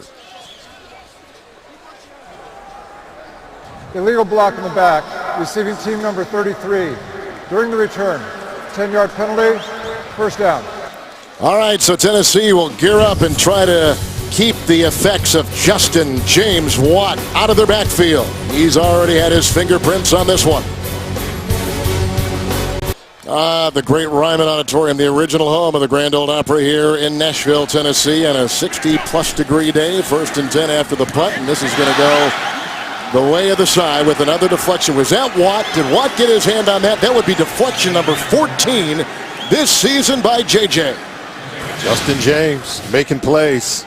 Just got to love the way he just continues to show up. Look at this guy. How many times is he going to be allowed to bat down balls? When you have a mobile quarterback, we talked about him getting out from behind the line of scrimmage and changing his launch point. 2nd down and 10. That is dropped by Britt with the coverage by Sharpton incomplete. He's almost redefining the position in terms of what now you expect from a defensive end in pass coverage. All players across the National Football League on the defensive line are stealing a page from his book. He clearly has created a new way, I think, to harass quarterbacks in the NFL. That's Roos down. That's the other tackle. They've already lost one tackle. The right tackle, Dave Stewart, with a broken leg. Here's Roos down. We'll update this in 9:13 in the third. It's 3rd and 10 after Stewart walked off under his own power. He got by Antonio Smith. Here comes Jake Locker. He's breaking tackles, and he's finally grabbed by Brandon Harris. And he's got the first down on the play with a 15-yard. Did he fumble on the play? And they say he did. Another turnover, the 4th. It was picked up by Merciless. The 4th turnover by the Tennessee Titans. He's saying that he was down. And half the guys are saying, yes, he was down. But, of course, the Texans aren't going to let him get away with that one. So they're saying it was a turnover. There you see right now. He's falling forward. And he landed on the body. I don't think he would did. Right, yeah. Landed on the legs of the defender. Harris. How about that?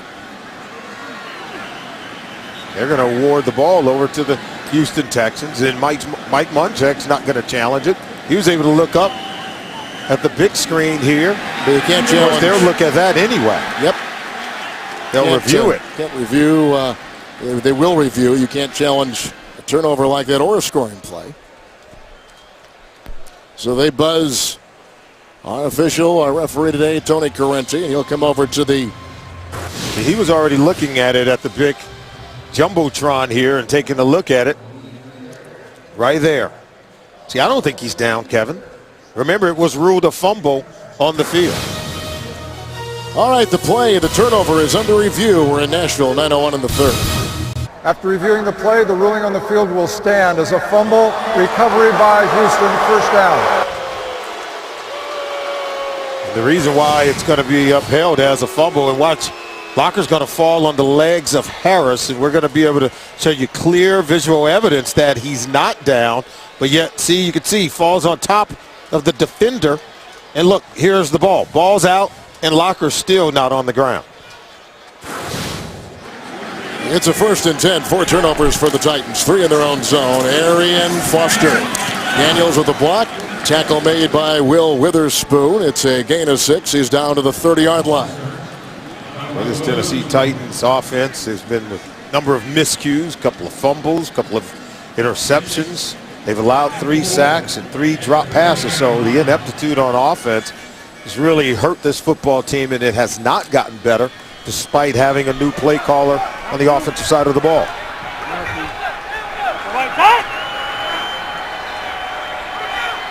It's 2nd down and 4. And a good cut by Foster. Got him a couple. Oh, and he fumbled the ball. It's loose. And looks like the Texans may have jumped back on it on that 2nd and 4. And Derek Marks is getting off of Foster, who he was the one to gobble it back in. They push him to the 27-yard line. Yeah, Foster rarely puts the ball on the ground. He looked like he was down. Yeah. And the ball sort of became dislodged. Titans doing the right thing. Ray cannot see the ball, almost knocked out. As he was starting to lose it, he regained it. Then he hit the ground, and the ball came out for good, even though he recovered it for a 2nd time. Couple tight ends on 3rd and 2. Schaub, he's chased by Morgan. He hits Foster. And then Foster is brought down by McCourty. Jason McCourty with a good pursuit. A loss of 5. They'll push him back to the 32, and they'll try for 3. Kevin, whenever those running backs slip out of the backfield, they want the ball right away. The longer the quarterback holds on to it, it gives the defense time to react and swarm. By the time that ball hit the hands of Arian Foster, the defenders were draped all over him. By the way, Garrett Graham, the tight end, we just got word from the sideline. Their 2nd tight end has a head injury, so he will not return today. Concussion, obviously. And if there's anything more to report on him, we'll give it to you. Here's a 50-yard try by Shane Graham.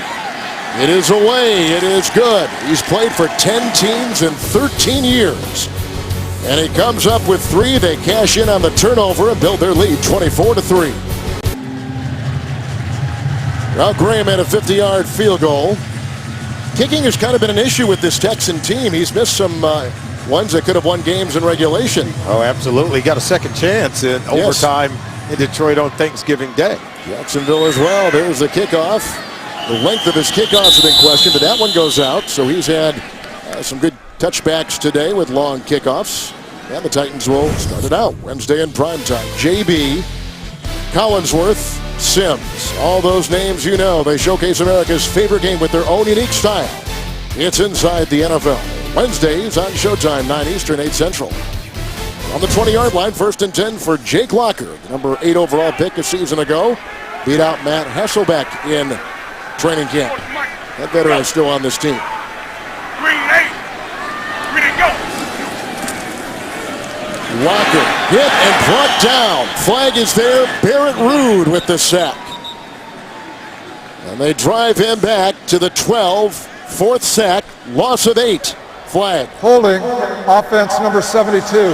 This penalty is declined.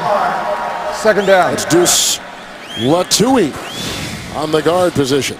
Barrett Ruud's the middle linebacker. He comes right up the gut. And they don't even pick him up. Look at this. Oof. Protections are breaking down. The quarterback is being hit, hurried, and harassed, and making a number of mistakes. This offense with the Titans is looking pretty bad today. By the way, Bryce McCain is out with a left foot injury. We're just told from the sideline. 2nd down and 18. And outside it goes here. This is Kendall Wright. Nice open field tackle right there by Glover Quinn. It is a catch and run of 6 to the 18. To New York and James. Chicago getting it done. We'll take a look at Matt Forte. He lines up wide receiver down here at the left. Low little slant pattern. It was ruled down at the 1. Lovie Smith asked for a replay, and he got the answer he wanted. Touchdown. Bears, they lead 14-7, 14-10 over the Seahawks. Nip and tuck, Kevin and Solly.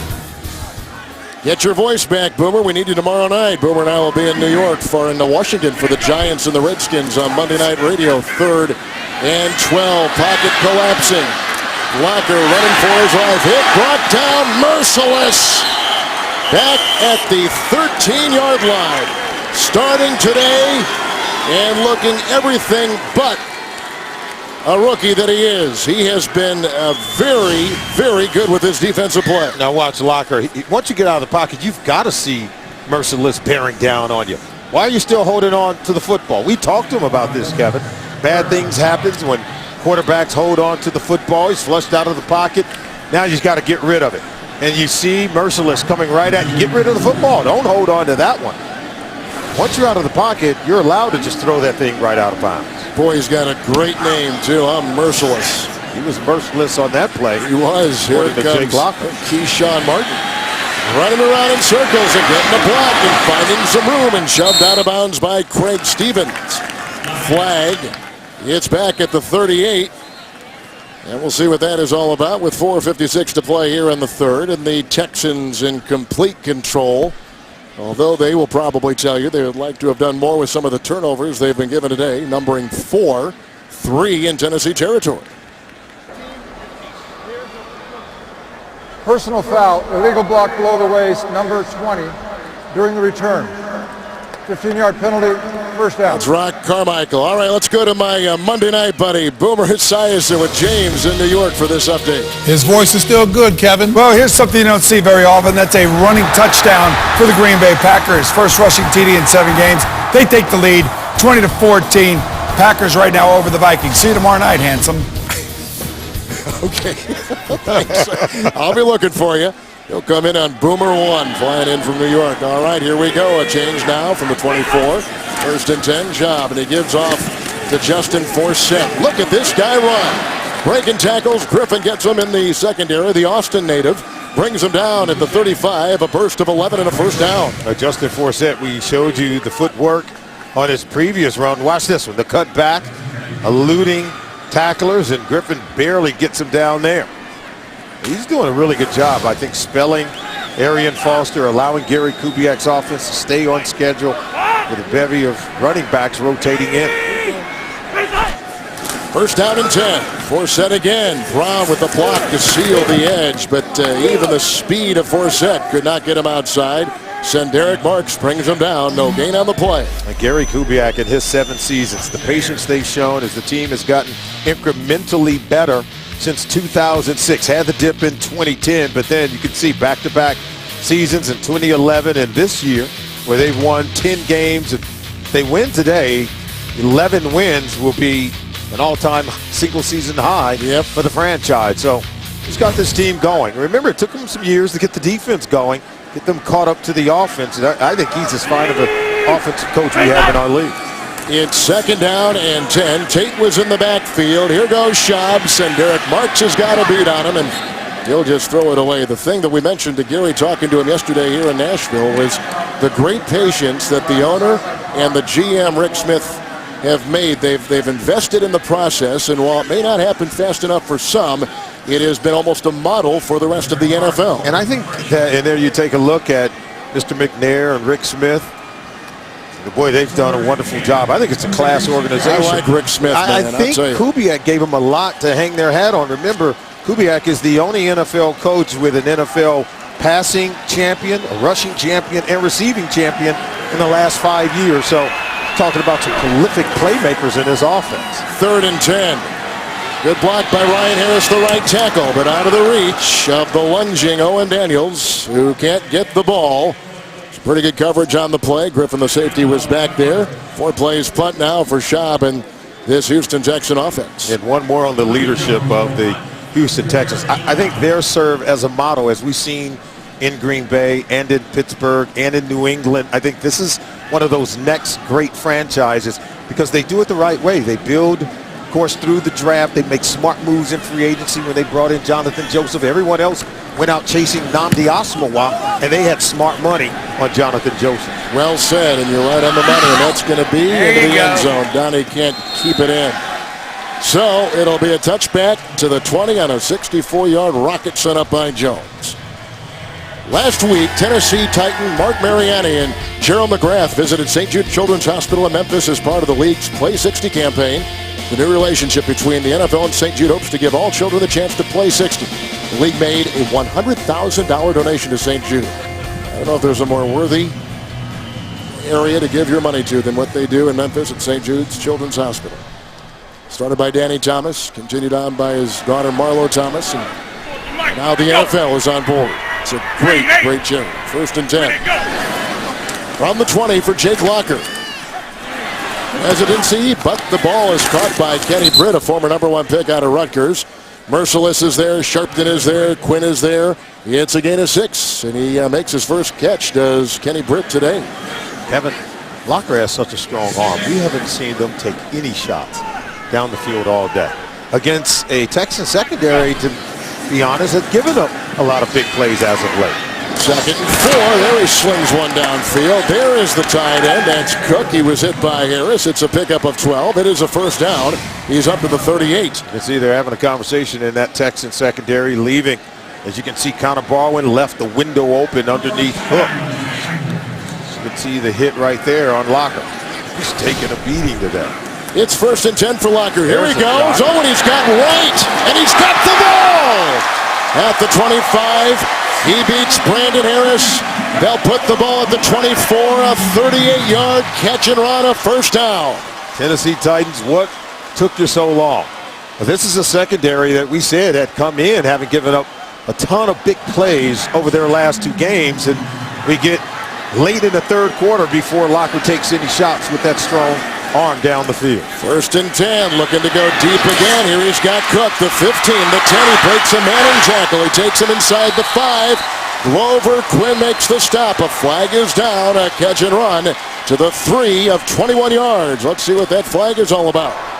Holding, offense, number 60. 10-yard penalty, repeat 1st down. That is the new center, Kevin Matthews, who has taken the place of Velasco, who is now moved to the right tackle because of the injury to Michael Roos. We talked about the strong arm of Locker. We've seen him, Kevin, in practice throw some rainbows. Look at this one down the field. I like that throw. I would have loved to have seen it earlier in the ball game to Kendall Wright. He can get on top of the defense. And anytime you get man-to-man coverage, single high safety, you got to take more shots like that to get the ball down the field. Roos has come back, and now they've switched everything. They've taken out the guy who the penalty was on, Matthews. They put Velasco back at the center, and here is Roos back at the left tackle, 1st and 20. And they go deep down the near side. They've got Britt for a touchdown. He beat Kareem Jackson. That is a 34-yard touchdown pass by Jake Locker. Oh, that's what you have to do, Kevin. I think anytime you get the single high, one-on-one to the outside, go to your best playmakers. This is what we thought they would do coming in as they had Kenny Britt matched up against Kareem Jackson. He wins right away. Kareem Jackson could not impede his progress once he left the line of scrimmage, did not get the jam, didn't bump him coming off the line, and Britt runs right by him for a touchdown. Well, Locker goes deep. They find success. Well, we've been asking for. Yeah. You saw the third touchdown reception there by Kenny Britt, who had the ACL blown in Game 3 last year. Had it scoped in June. Still coming back, they say. Baroas will put on one more. 1:34 to play in the third. Britt gets the 34-yard touchdown pass. Wright had a 38-yard pass earlier in the drive from quarterback Jake Locker. And one thing young quarterbacks got to read early. See, right here, come outside, and they've got what? Single high safety because we got one coming down in the box here. Now go ahead and roll it, and now that's an easy read. You and I can make this play, Kevin, and see Kareem Jackson doesn't get the jam, doesn't get the bump, and you take a shot outside. Allow your playmakers to make plays. Or if nothing else, let your quarterback with a rocket arm air it out. Against a secondary that has given up big plays. To me, I thought it ought to have been in the game plan. I wouldn't have had to adjust to that and wait for the second half to give Kenny Britt a chance to make plays, and Kendall Wright, we saw it on that drive. I would have been sort of maybe drawing that up on my first 12 plays, which we know they come in, we had already scripted. How cute is that? That is a happy fan and a happy daughter. She's lovely. One, Kenny Britt. Look at Mike Munchak encouraging his young quarterback to keep slinging it. 4 for 4 on that drive after struggling for most of the game. Locker on that drive looked very good. We talked about the 38-yard pass to Wright, the 34-yard touchdown pass to Britt. And they show a little life right there. You think they'll take more shots when they get the ball back? I think they've got to. Huh? Maybe they found something in that secondary. So Barones has it teed up. Keyshawn Martin is back for the Houston Texans. A lot of fans have left the stadium, but it's kind of fun to watch the young quarterback go to work. It's a two-possession game.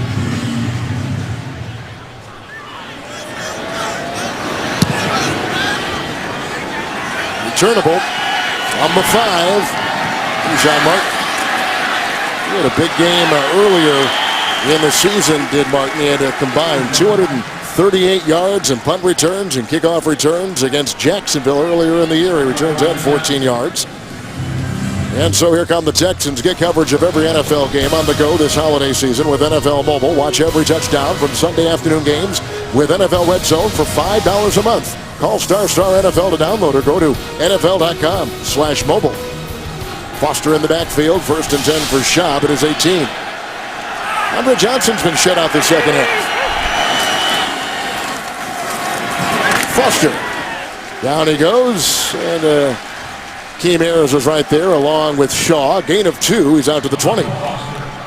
Kevin, when we talked to Gary Kubiak, we said, what can you do to improve the defense? He says, it's our offense who has to help out a little bit more. We've got to maintain possessions, keep our defense off the field, and score more points. After you've seen the defense allow a touchdown drive there, this is where the offense for Gary Kubiak has to respond and not hand the ball back over to the Titans going 3 and out on this possession.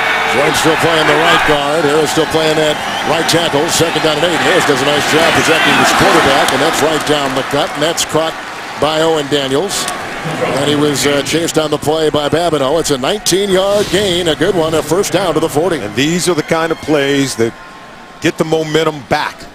After allowing the touchdown drive by the Titans, the offense maintained possession, create a new set of downs, and now they're on the move. And they can score a touchdown here, Kevin.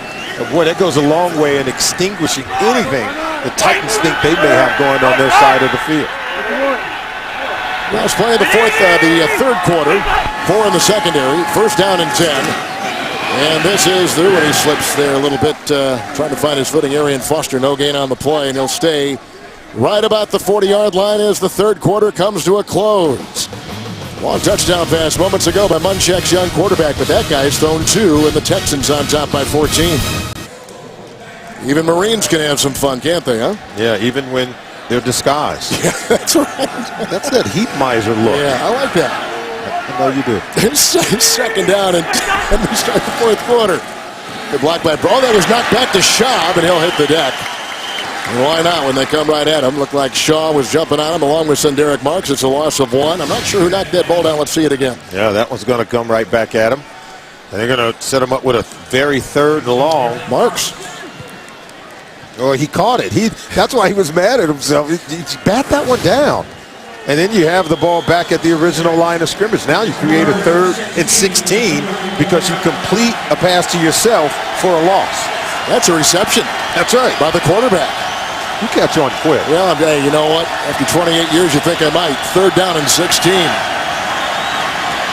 Schaub. And he throws underneath, and there's a tackle by Witherspoon on a gain of 5, and it's, oh, and look at Walters get up and say something to Senderick Marks. I didn't like it. Don't pick a fight with the big guys. Well, Kevin Walter is the one, former Cincinnati Bengal, a long time ago they acquired him. Makes the grab at shy of the 1st. Houston got themselves something going, but then squandered on the last few plays. There you see the catch and the tackle. But then the helmet, I should say, the hand to the face of Walter is what he didn't like. Connie Jones again. There's a beauty. Reynard will take it from the 5 for the Tennessee Titans, and then a nice tackle in the open field by Shiloh Kao. 14-yard return, 56-yard punt. Locker just threw a 34-yard touchdown pass. Back out he comes, 13-34 in the game. Well, they may be 4-7 and down by 2 touchdowns, but the fans love their Titans and love this day here in Nashville. We're early in the 4th. Locker threw a 34-yard touchdown pass to Britt last time they had it. Let's see if they build upon that. 1st and 10. And he finds his receiver, but he can't hang on. That's the normally sure-handed Washington. Demps with the coverage incomplete. 2nd down and 10. One of the reasons why the Titans have struggled on offense is that of J.J. Watt. He's been ever present, getting pressure on the quarterback for sacks, ripping through that offensive line to shut down the run game, batting down balls at the line of scrimmage. He's done everything but snap the ball and kick field goals for the Houston Texans today. He plays about 74% of the snaps on that side, but they move him around a little bit too, don't they? And I can see why. He's lighting up the statistical board. 2nd and 10, Chris Johnson chased and finally brought down by Demps. A catch and run of 8, and they're going to put him at about the 26-yard line for Johnson, who's zeroing in on another 1,000-yard rushing season. But they're dropping back and they're throwing on just about every single down. I still think it's time to work in some of the running game because we already told you J.J. Watt has wreaked havoc, and I think if you have to start back and start throwing it on every single down, that's when you allow this defensive line to make plays. So make sure you get it out quick before J.J. Watt arrives to the quarterback. Green 8. Green 8, go. Facing 6 defensive backs, 3rd and 3 for Locker. Man-to-man coverage. Watt was on him, and there's a wide open Washington. Carmichael and Chase. Demps is there as well. What a connection down the sideline. Locker was drilled on the play. A completion of 49 yards. They're going to put him at the 25. And watch Locker. His ability to extend the play. Watch him move around. Now you can uncover at the 2nd level. He takes a hit, but not before he completes this ball to Washington. There's the hit right there. I don't know it's enough. You know, hey, he felt it. We didn't. It didn't look like a devastating hit. So Locker is hurting and Hasselbeck is warming up. The veteran of 14 years. 1st and 10 from the 25. It's Chris Johnson. Sharpton was the 2nd guy, but Sean Cody stops him after a gain of 4. And he's down to the 21. Now remember, Jonathan Joseph is out. So what that does, it brings up a 4th corner like Rock Carmichael, and now he's matched up against a talented Washington in coverage. Give Locker credit for finding the matchup advantage. 2nd down, 6. Drilling one inside. It's Kendall Wright. He was covered by Carmichael. Joseph is out. McCain is out with injury. They're going to call it a completion. It's a gain of 7 on the play. He's down to the 13-yard line. Now will they continue to take shots at Carmichael, who's given up catches on 2 of the last 3 plays? And I think once you find a matchup advantage, they're going to give you man-to-man coverage. You have to attack it. 6 defensive backs. Locker. That's the tight end Cook, hit by Carmichael. He's inside the 10. They'll spot him at the 7. It's a pickup of 6. It was zone coverage that time, so Locker smartly just dumps it off. Right now, they're playing with house money. He's got a good feel right now for what the Texans are doing on defense, and I think his ability to use his legs to buy time, particularly against man-to-man coverage, is starting to take apart this Houston Texans defense. Wade Phillips is the architect of this 34, which he brought with him. Defense comes in number 6 in the NFL in terms of yards given up, 17th in pass protection. 2nd and 4, Locker. Broken up beautifully on the play. They were going for Kenny Britt, and the coverage by Kareem Jackson. Nice play. Incomplete. Yeah, it's man-to-man coverage every single time, Kevin. And I just think that's such an easy read for an inexperienced quarterback. See the man-to-man coverage. Go ahead and roll it. It's man-to-man across the board against all 4 receivers. So, see, that's an easy read. He knows he can try to get it to the slant. Good coverage that time by Kareem Jackson. But you're going to lose in some of those situations. With today's rules, really, I think, being to the advantage of the passing game, I think you give too much man-to-man coverage, they're going to make a play.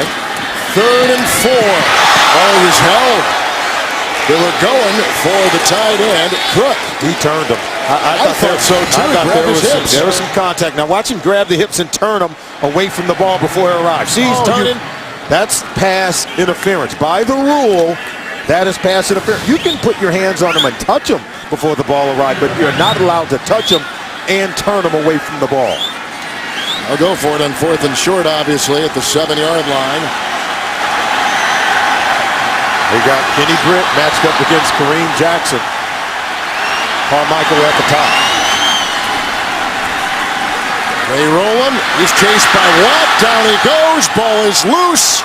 A disaster all the way around. Any way you look at it, Watt so disruptive. They'll take over on downs at the 22 after having it at the 7. Boy, he looks beat up. Took a hard hit earlier in the drive. He slips here. Losing the ball. Going back to the Texans. Texans take over on downs. They're looking at the jaw and inside the mouth of Locker. He took a helmet inside. And here's Schaub. 1st down and 10. Ben Tate. Casey with the block. He's up near the 30-yard line and brought down on the play by Jarrell Casey. It's an 8-yard gain for Tate back after missing a month. Take a look at the playoff picture. Of course, the Houston Texans can earn a playoff berth with a win today. Got a lot of playoff permutations. This thing can go down to the wire. We got Baltimore, New England also can clinch playoff berths. Colts are losing right now by 9 in Detroit. Houston did have 10 days to prepare for this, but you need to know what they did before that. They played 2 games, overtime both, in 5 days, and won them both. 2nd down and 2. Tate. Brown will lead the way. Wade Smith is up there. Down he goes. Tackle made by Jarius Wynn out of Georgia. Gain of 3. And he's got the 1st down to the 33. And how about this? If you're the Houston Texans, the depth you have at running back, you're up 14 points, 24-10, 9 minutes to go. Kubiak brings in Tate. Because now Forset's going to come in. But to be able to close out games running the football with a fresh pair of legs like a Tate, a Foster, a Forsett, what a tremendous advantage. Forsett is in there now.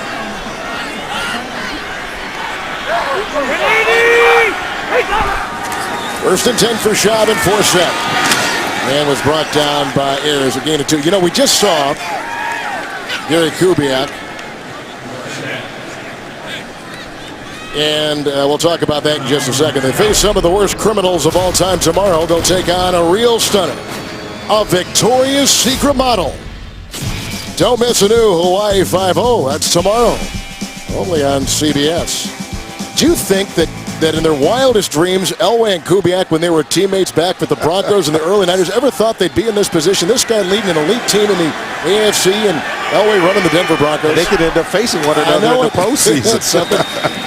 Second down and 8. The tackle was made by rookie Scott Solomon on a Rice. A 5-yard gain on the play for Forsett up to the 40-yard line. And, of course, Kubiak was at one time Elway's coach in Denver. Absolutely. And I think it's just amazing because it's what Mike Shanahan had built there in Denver. And remember, Rick Smith had served as a personnel and talent evaluator there in Denver. Then he gets the job as the general manager here following Kubiak to Houston. And they built sort of the same offense, built on some of the same things that you see them operating with here. And just playing at such a high level. I think it's the way to build an organization. I think Mr. McNair knows that. I like that guy, Smith. Third down and 3. Schaub, short, wide, incomplete. Zeroing in on Keyshawn Martin. Coverage on the play by that guy, Jason McCourty, whose brother plays in the NFL. And they got to punt the ball. Just 7.5 to play here in the fourth. We'll give McCourty some credit. Kubiak did not want to have to punt the ball back. Didn't want to have to give it back to the Tennessee Titans. They wanted to mount a game-killing drive on that possession. You know, when you play an elite team, and you're a lesser team like the Titans are right now, you've got to have something happen on special teams good for you. Oh, there's no doubt about it. You've got to put all 3 phases together in order to play well. Raynaud from the 6. And belted out of bounds by Rude. 20-yard return, 54-yard punt, and 7:26 to play in the fourth. Here's Locker. He's a tough customer.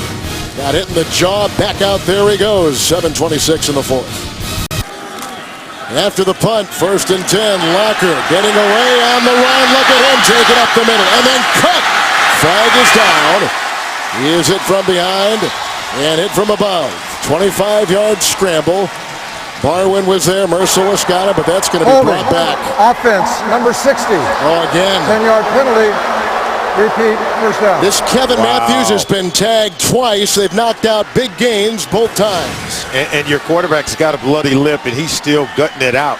Playing like this. See J.J. Watt right in the middle right there? That's where they're going to call it. But Locker's playing a tough and gritty game. He's getting better as the game goes on, Kevin. He's got swagger, doesn't he? Huh? He really does. Toughness to him. They said that. They told us he's a tough kid. Showing it today, 1st and 20 now.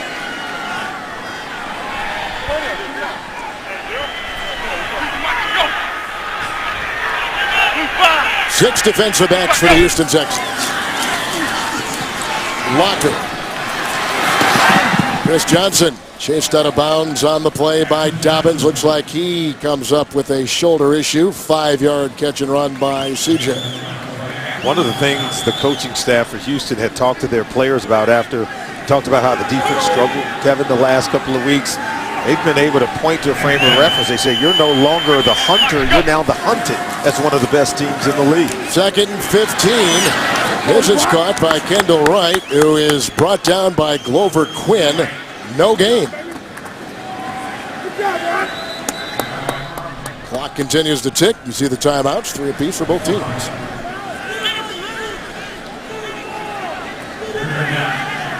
Third and 15.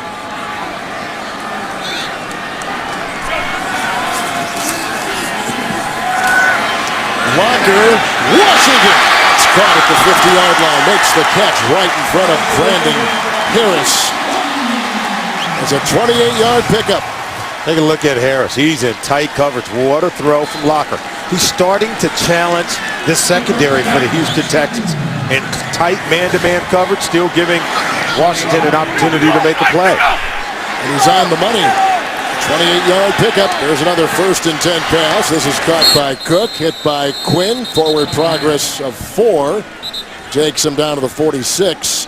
There probably should have been too many people on the field, too many men on the field penalty against Houston because Merciless did not get off in time. Locker's now close to 300 yards passing in the game. How about that for a turnaround? Yeah. Illegal substitution defense. The 12th player did not vacate the field prior to the snap. 5-yard penalty. Repeat, first down. You can see right here at the top right there. Taking your time. You got to hustle. You got to get off the field.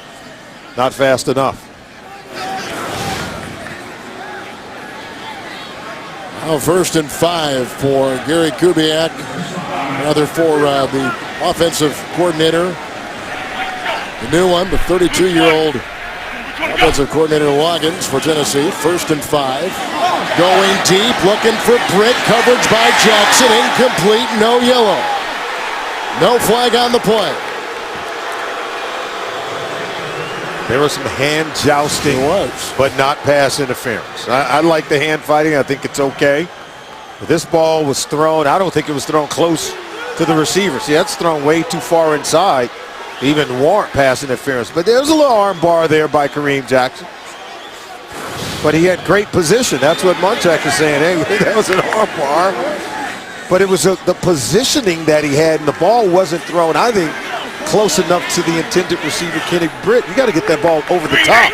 And maybe the official might call that arm ball. 2nd down and 5. Walker, incomplete. That's a flag. Finally they throw one. They were going for Nate Washington. The coverage by Brandon Harris. An obvious shove from behind. And that appears to go against the Texans. Boy, without Jonathan Joseph, they're vulnerable. Pass interference, defense number 26. Automatic first down. You can see the depth. Remember, McCain is already out of the game. Jonathan Joseph, another corner, is out of the game. See, there's the hands around the waist. That's why they called it. See, and he turns him away from the ball. I think that was a justified call there by the official. Walker 1st and 10. Complete and out of the reach of the tight end, Cook. 2nd down and 10 coming up, time permitting after the game. The NFL Today update presented by Farmers Insurance. Join J.B. Dan, Shannon Bromer, Coach Bill Cowher for scores, news, and highlights. Right after this, there's Matt Hasselbeck there in the background. Signed him last year. Went 9-7 with him. Walker saw some time at various stages of the season. This year, Hasselbeck was beaten out. So thought the offensive staff of the Tennessee Titans. I think Jake Locker said it would have taken him even longer to become a player if it were not for Matt Hasselbeck. 2nd and 10. Quinn just about got him. There goes Locker. And then he was touched by Barwin as he hit the deck. He gains 5 yards in the play to the 33. See pressure coming off the top. Little hold on Quinn. Locker is able to escape. You love his athleticism. You love his ability to make plays with his legs. I think against man-to-man coverage, he knows when the defenders have their back turned to him, he can create a big game. 3rd and 5. Quick slant, dropped by Wright. Coverage by Carmichael. 4th down. They'll go for it. Kevin, we told you Locker had a strong arm. This is a hot and heavy throw. Look at that. Oh, but that was hot coming in, but Wright's got to make that catch. Had a lot on it, a lot of mustard, but you can see Locker's got some plays in him. 6 passes dropped today by Tennessee Titans receiver. 4th down and 5. They need the Houston Texan 28. They got it. Right. Incomplete. Wow. He dropped it again. Now Carmichael may have knocked that ball free. Another look will probably tell us what happened. Locker can't get it on downs. Houston will get the ball back at the 33.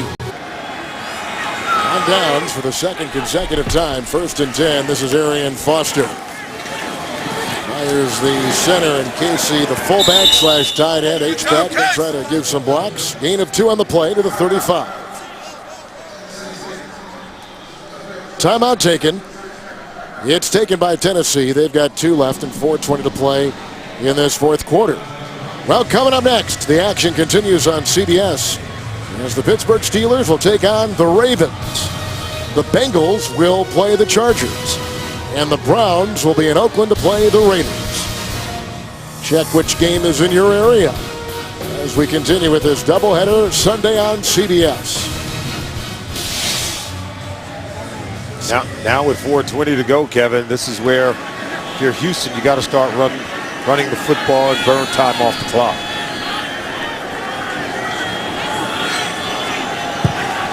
Shot 2nd down and 8. And Arian Foster.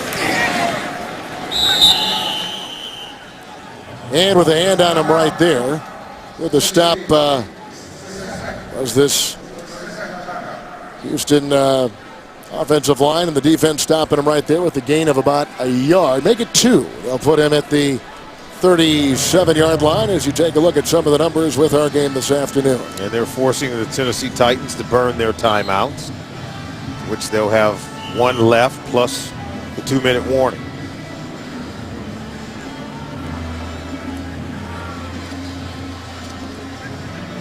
Well, Houston goes on to win this one and beat Jay Locker and the Tennessee Titans. They'll go to 11-1. They'll have the #1 record in the NFL, tied with Atlanta, who won on Thursday over New Orleans down in Georgia.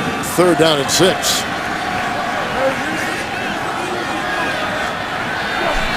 They need the 43, Matt Schaub. He'll go, and a great catch made by Walter. Working on McCourty. That is a 1st down. And he's inbounds.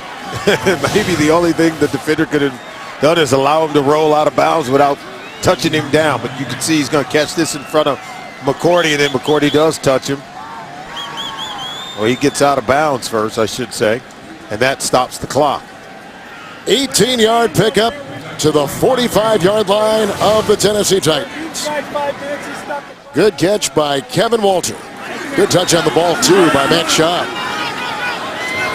Forsett in the backfield, 1st and 10. Justin Forsett is brought down. Yep, it was Babineau that gets him. Gain of 5. You know not to let him go, right? Yes. Don't let him go after we saw Thanksgiving Day in Detroit. You're right. Make sure all parts of his body are down. Absolutely.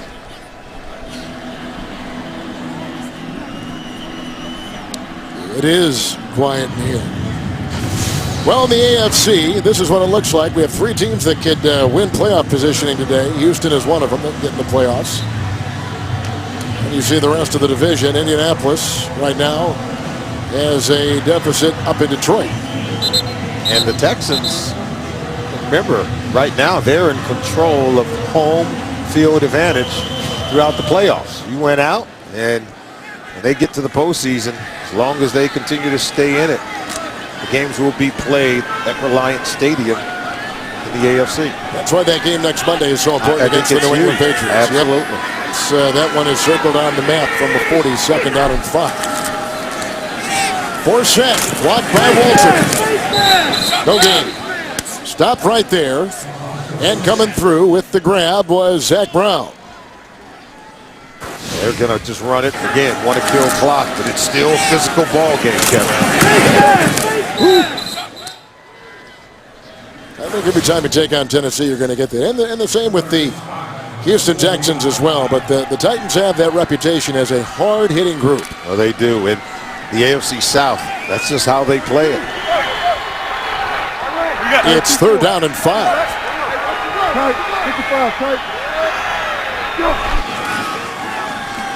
Schaub to Foster, and Foster submarining. Shy of the 1st down, picks up 2, put him at the 37. 4th down. 4th down and about 2. Mike Munchak, who is in the Pro Football Hall of Fame, played with the Houston Oilers.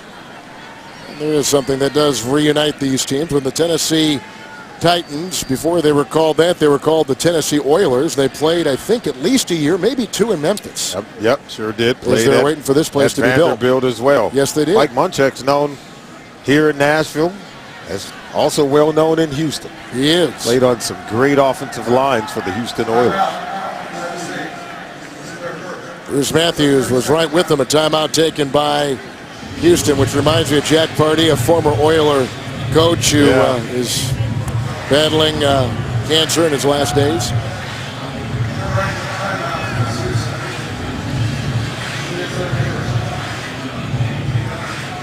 You see Bruce Matthews, Hall of Famer, trying to get this offensive line turned around. Remember, there was a time, Kevin, they really struggled to run the football here. There was a lot of criticism, and even Munchak said there was a lot of pressure to get the run game going, and boy, have they done that. This offense came in today's game having rushed for over 100 yards for 5 consecutive games. We should also tell you that the Titans have brought in Tom Moore to help with the coaching staff. Donnie Jones, the punt on this 4th and 3. Raynard will let it bounce in front. Great English. Good bounce for the Texans, and out of bounds about the 5. And Devere Posey was the one to chase it down. 33-yard punt. This guy is terrific, this Donnie Jones. So you're talking about Tom Moore as they bring him in. They made the call after they let go of Chris Palmer earlier in the week. And they made the call to Tom Moore, and they said, you know, we're going to fly you. And he goes, no, I'll just drive. So he drove 7 hours, got here. From Hilton Head, South Carolina. Yeah. He loves coaching. And I got to tell you, I've been around Tom Moore for years, so have you. And you know what a wonderful man he is to have in the building. He can certainly help the offensive line. He can help the relationship between quarterback and wide receivers. He can help with the development of a young quarterback like Jake Locker. Well, just as Peyton Manning, here is Kendall Wright underneath on that 1st and 10, weaving his way to the 15. Gain of 9 on the play and a throw by Locker. So much of this offense, what they want to do in terms of development, they want to go back to the days. Remember, this offense was most successful during the 2 stints of the late Mike Heimerdinger when he served as the offensive coordinator. 2nd one, that on the deflection may have been picked off by Sharpton. He's getting up and falling down, brought down by Britt. Looks like Sharpton may have gotten the ball, which would have been his first interception. Flag has been thrown. A Titans player has been flattened at the 27. And a lot of moving parts. That's After the interception, personal foul, blindside block, number 94 against Houston. 15-yard penalty will be Houston's ball, 1st down. That's the center, Fernando Velasco, number 61, is the one who was hit. The ball jarred free, the big hit right there by Demps. Sharpton may have vacuumed it in. They're taking a look at it to see if Sharpton had complete control of the ball. I think the ball does touch the ground. You can see it was the catch by Washington. He's hit. Ball goes up in the air. Look at Sharpton. There's the catch. Ball does touch the ground, but does it move? Does it jostle? In my mind, I think it's a catch. I think he had completion of the ball. He had control of the ball, and then it hits the ground, but it doesn't move in any way, shape, or form where the ball becomes dislodged. After reviewing the play, the ruling on the field is confirmed. It is an interception. Houston's ball, 1st down. Sharpton comes up with it. They got him off the physically unable to perform list. He started at inside linebacker for Dobbins at Detroit last week. He had a career-high 13 tackles. He had battled a torn quad tendon. And he's making the defensive calls today with Brady James sideline. Boy, what a day for the Titans on offense. 6 sacks, 6 turnovers. Locker had 5 turnovers in this ball game, including 3 interceptions. Well, in about a minute and 43 seconds, Houston will be in their 2nd consecutive playoff. That is the miscue menu for the Titans today. Not good. That does tell you the story, doesn't it? Schaub goes a 4th consecutive game against the Titans without throwing an interception. Tough day for Locker, but the 11th win. This is a new Houston Texan record. Now 11-1. They've won 6 consecutive road games. They clinched their 2nd consecutive playoff appearance. Schaub getting his 15th win in his last 16 starts. Last season they clinched in week 14. And now they rub their hands together and get ready for a big one in Foxborough next Monday night against the New England Patriots. These games have been on the road. You're talking about a team that's going to be rough and ready and tested by the time they get to the postseason. Game at Detroit, here today at Tennessee, and then next week their 3rd consecutive road game as they head on to take on the New England Patriots. Well, any kind of win is a good one, especially when you win on the road, and that's what the Texans have done today against their rival, the Tennessee Titans, who have now lost 4 of their last 5. They'll drop to 4-8.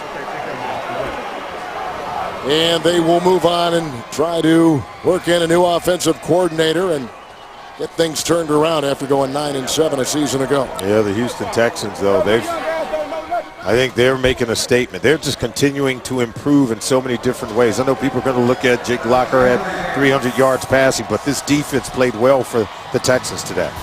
Texans, 6 takeaways, 6 sacks. Another win on the road for Schaub. Texans with the win. You've been watching the NFL on CBS, home of Super Bowl 47.